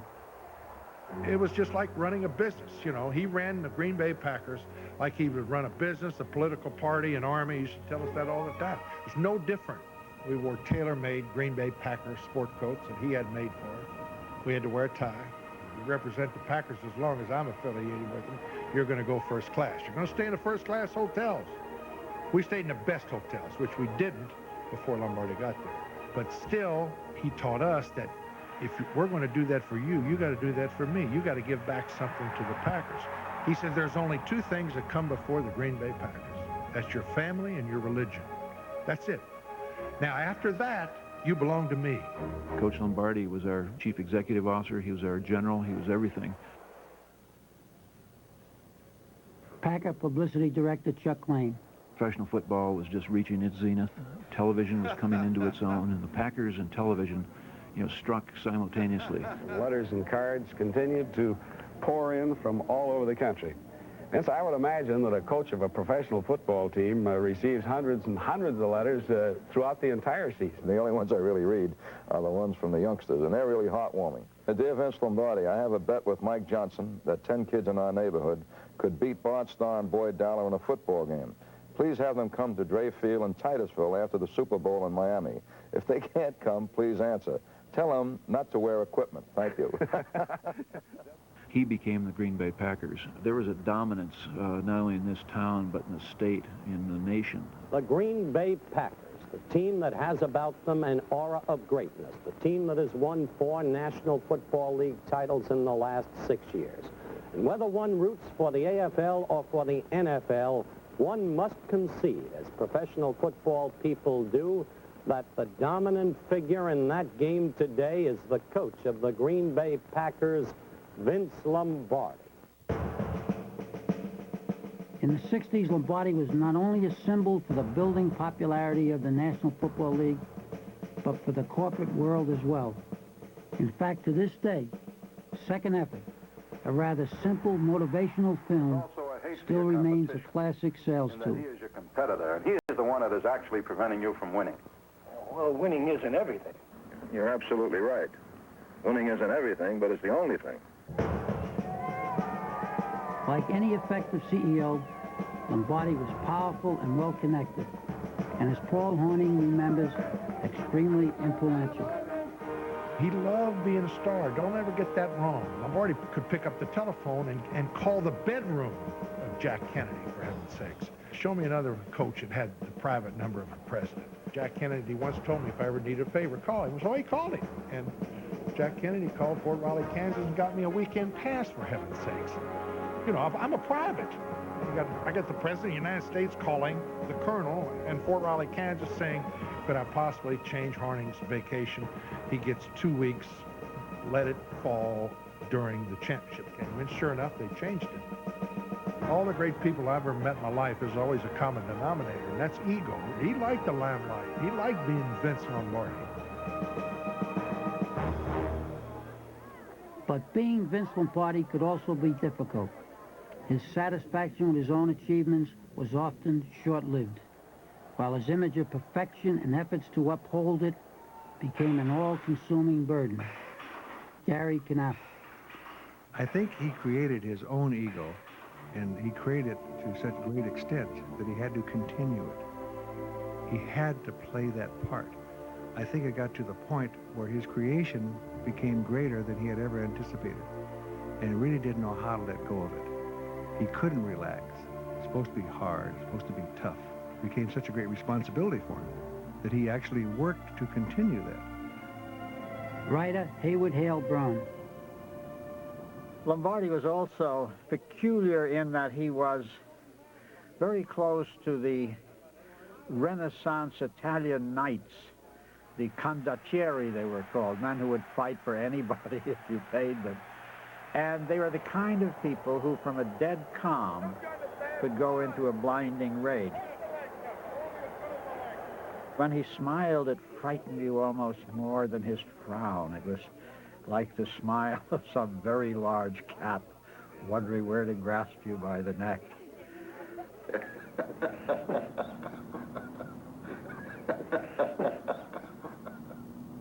It's telling that those who played for Lombardi rarely questioned his motivational methods. Sure, the whip was always out, and yes, Lombardi was abrasive and mean. But while there were times his players resented his ways, they respected him to a man and willingly embraced his desire to excel. Hall of Famer Willie Davis. At one point, it's testing your manhood. At another moment, it's rising up to do this because the whole world is going to be watching, and they're going to make decisions in terms of the commitment and the preparation. At another moment, it's saying what you do here today and how you do it is a reflection of how you will live the rest of your life. Jerry Kramer. He was the kind of guy that could see a gap between where you were and what you could become. And he felt that it was his God-given responsibility to close that gap. He would not relent on that responsibility. He used to talk to us a great deal about the perfectly disciplined will and how important discipline was to success, to achievement, to accomplishment. And he believed that with his heart and soul. Coach Lombardi once said that our greatest glory was not in never falling, but in rising again every time we fall. This is a fear. You'll always be my brother. And we ought to be very, very thankful. I think we ought to say a little prayer now.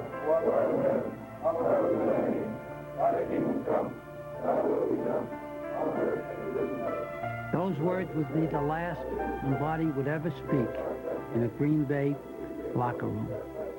After a year as the Packers general manager, he left the team to become the coach of the Washington Redskins. He only lasted a season before dying of cancer at the age of 57. Lifelong friend, Father Tim Moore.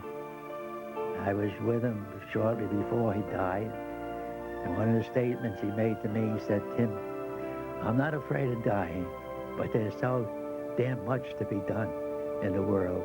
That was the last words he ever spoke to me. Lombardi, Wooden, Stengel, Hayes, and Auerbach.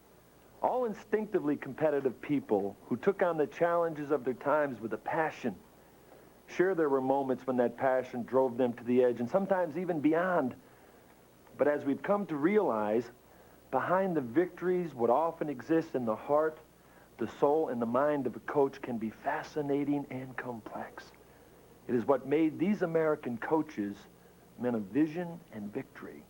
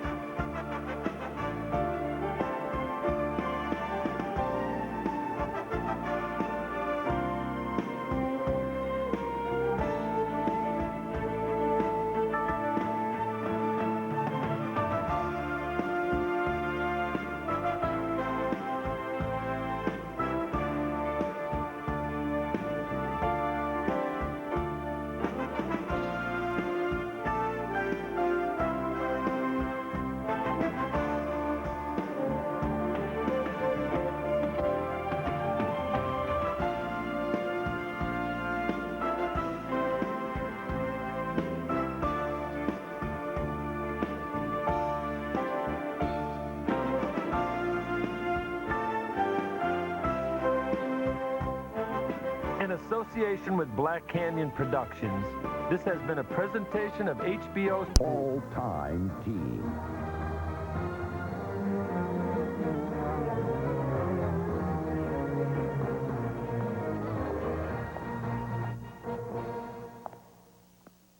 Hi, I'm Steve Sable, and welcome to a show I've always wanted to be part of, the National Football League's all-time team. Now, NFL Films has been doing highlight films for 30 years, but this is the ultimate highlight, the game's greatest players from every generation in one show. Men who symbolize the true definition of greatness, and that's all other players are measured against them. For the first two segments, I'm going to throw it to the men who know what to do with a toss, the receivers and the defensive backs. First, we're going to look at the receivers. From the NFL's first true game breaker, Don Hutson, to the all-time touchdown maker, Jerry Rice, these pass catchers demonstrate that individual expression has been a constant mark of greatness throughout the NFL's 75 years. As you go into the pros, what goals have you set for yourself? Well, number one, I would like to be the all-time receiver.